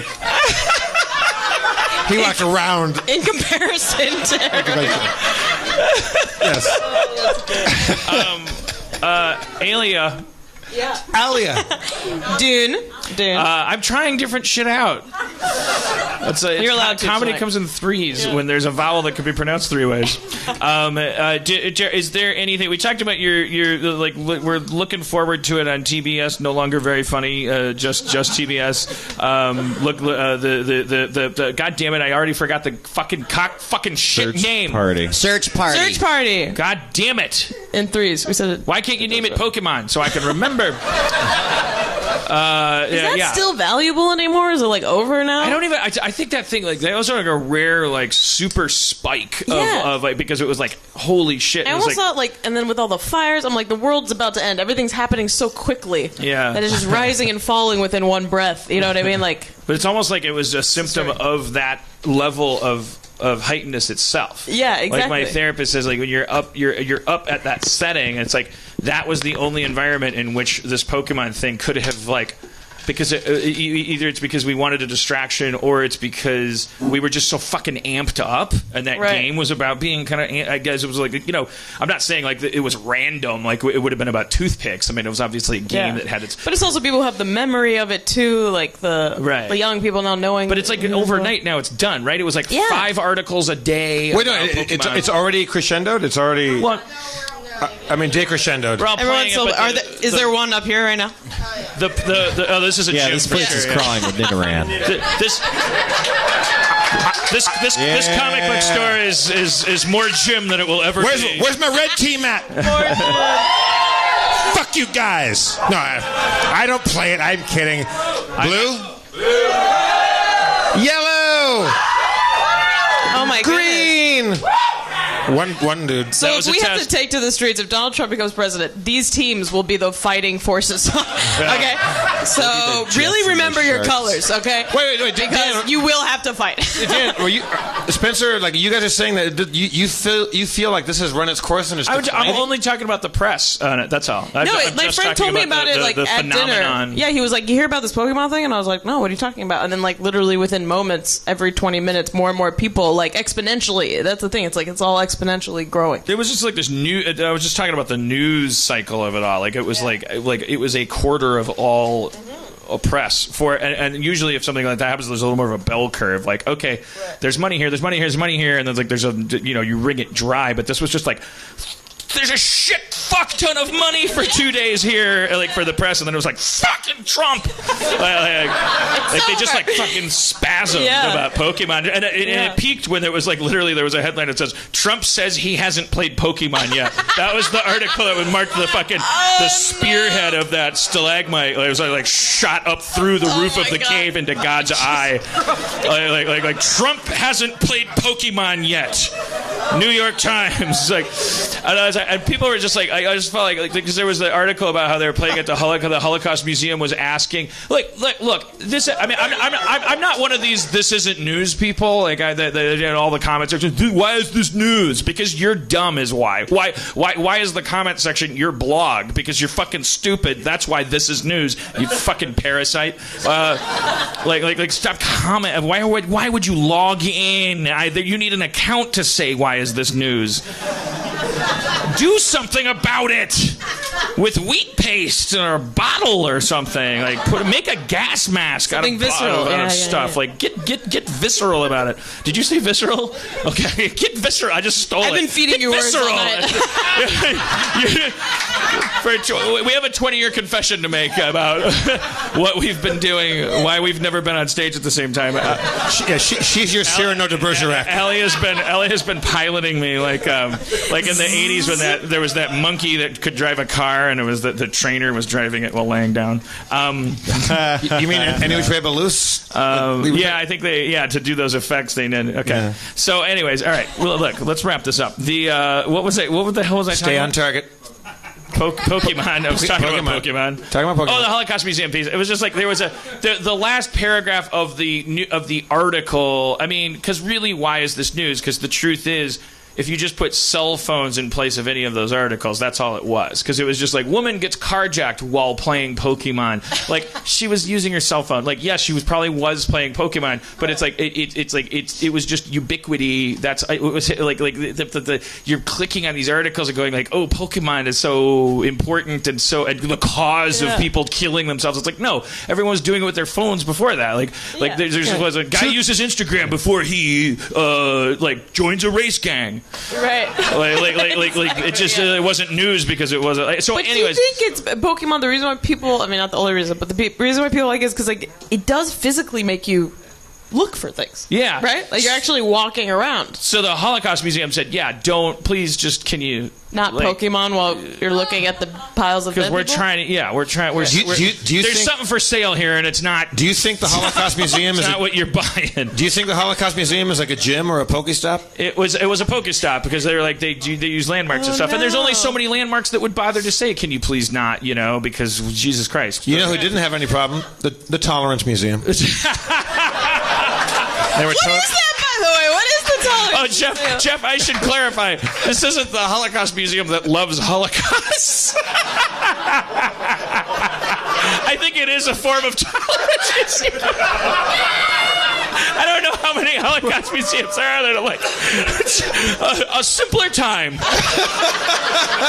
Join me, won't you? I'm Harry Holocaust, and we don't agree with everything that happened back then. We're just saying people had lemonade and take a trip back with us. Like, and it's all like there's T-shirts. No, it's the Holocaust Museum, but the article is just, it's a non-news piece because it's just like they're just going, can we not be a Pokestop? Like, obviously we shouldn't be a Pokestop. Like because there's Knitterans and there's you're just people running and they're going like this place is lousy. And so the only article was just like, oh, they're asking you to please not do that. But then I know it was a fake quote. It had to be a fake quote because the last paragraph was, it's not like we came here to play the game, says Annie 37 or something. I can't remember her name. I remember the age was 37 because it just sounds like a fake age. It sounds they're like, we don't want it to be like it just sounds fake. Like, whose name is withheld because she didn't want to be. So it's like fake. And then it's like the last, like she goes, because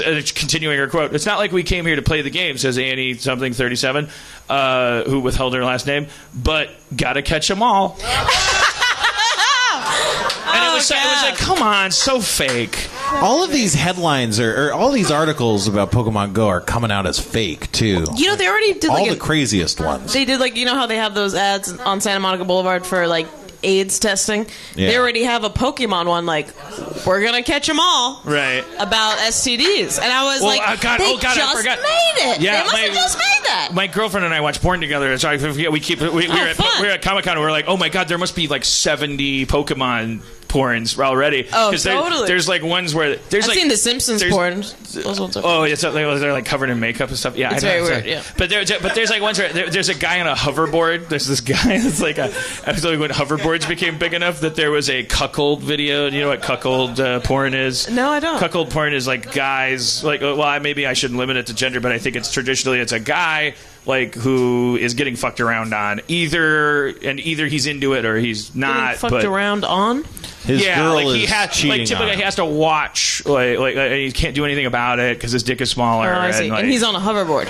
He was the cuckold was on a hoverboard, and he comes into the porn scene and he goes like, I would cuckold that guy too. I got a hoverboard, meep meep moop moop, and he's got a helmet on, but he and then later on he'll be naked on the hoverboard watching his wife fuck another guy, the guy that sold him the hoverboard, and just kind of like going like, bzz, bzz. Yeah, he's like wheeling around the room. You have to find this nervously. Video. I thought we already talked about this because this guy is like a master. Like you'll watch a man control a scene from the lowest status position. Like it's bad cuckold porn because he's running the fucking show because he's like a robot man and the other two can't stop laughing and like they're freaking out. Like this guy's unpredictable. He loves being naked on a hoverboard watching me fuck his wife. Like I am not the bigger man here. And she's like, I do love him. Yeah. It's unmistakable that every figurative cock that's worth anything is his to wield. Right. And I am left with only this absolutely vestigial, redundant meat tube, which happens to be cosmetically larger diameter, but is absolutely powerless in every way. This guy's a star. That's what technology does. It makes us doubt what we're born with, right? It's like, well, who did you root for in Rain Man? Tom Cruise? I mean, you love Dustin Hoffman, and the guy is just like, he's like wheeling around the room going like, yeah, it's like he's like, I don't need just a vagina. He's like, yeah, I'll watch it. He does everything anyone says. He's like, get over here and lick his balls. And then how do you play licking another guy's balls because your wife told you to? How do you play that high status? You don't.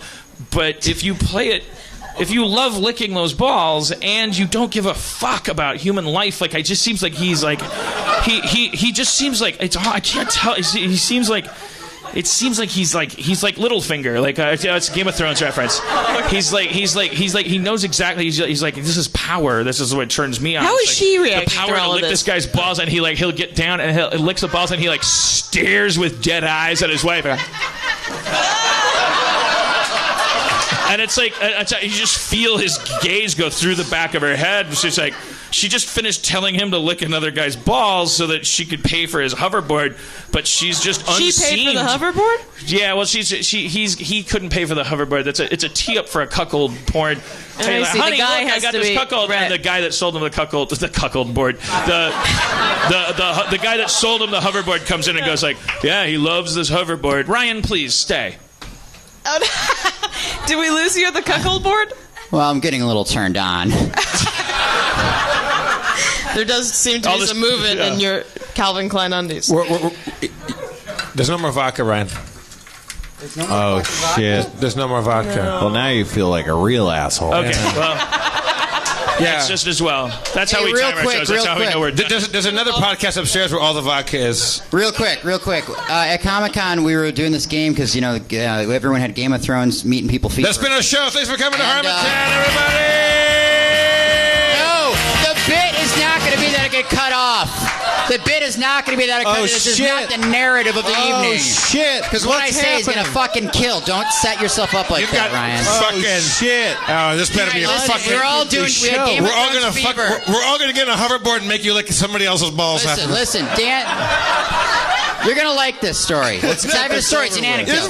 We've been hurt before, Ryan. Listen, it's all, because part of the fun is that I say something, I'm like, this is gonna fucking kill, and then there's silence, and I'm like, oh my god, I'm in my head, and I'm horrible. And The then show he is goes, yeah, already it is, running and over it's like, time. it's We're great. already past our time But right don't you now. gotta play the fucking Dungeons and Dragons bullshit? No, just tell the story. Let's do this all. So you all are It's not high a story. off It's the an meeting. anecdote. I would have let's been done get by it now. over with. We had Game of Thrones fever because we all met Game of Thrones, and then everyone's going like, Dan's going, Let's hear it for our guest, everybody. Ryan Ridley. Listen, no. Dan, no. This is ridiculous. Don't be a hater. Oh, I'm nipping at your heels because I'm the guest comptroller. Prove Is that what him this is about? wrong. Tell the story.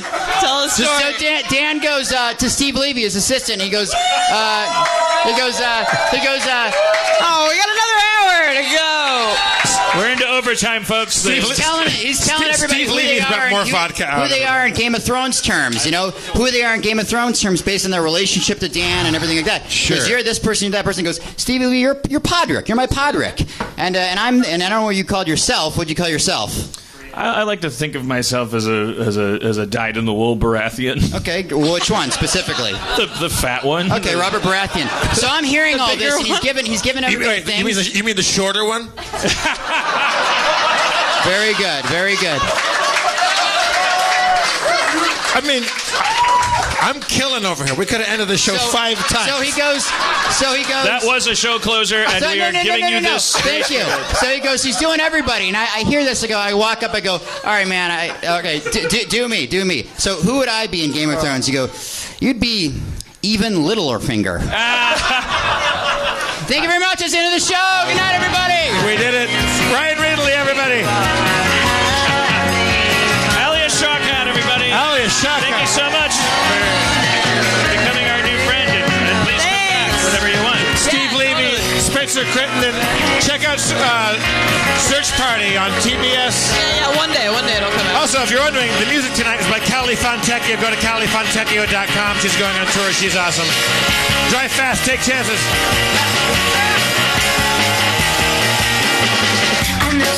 Did you get any of that?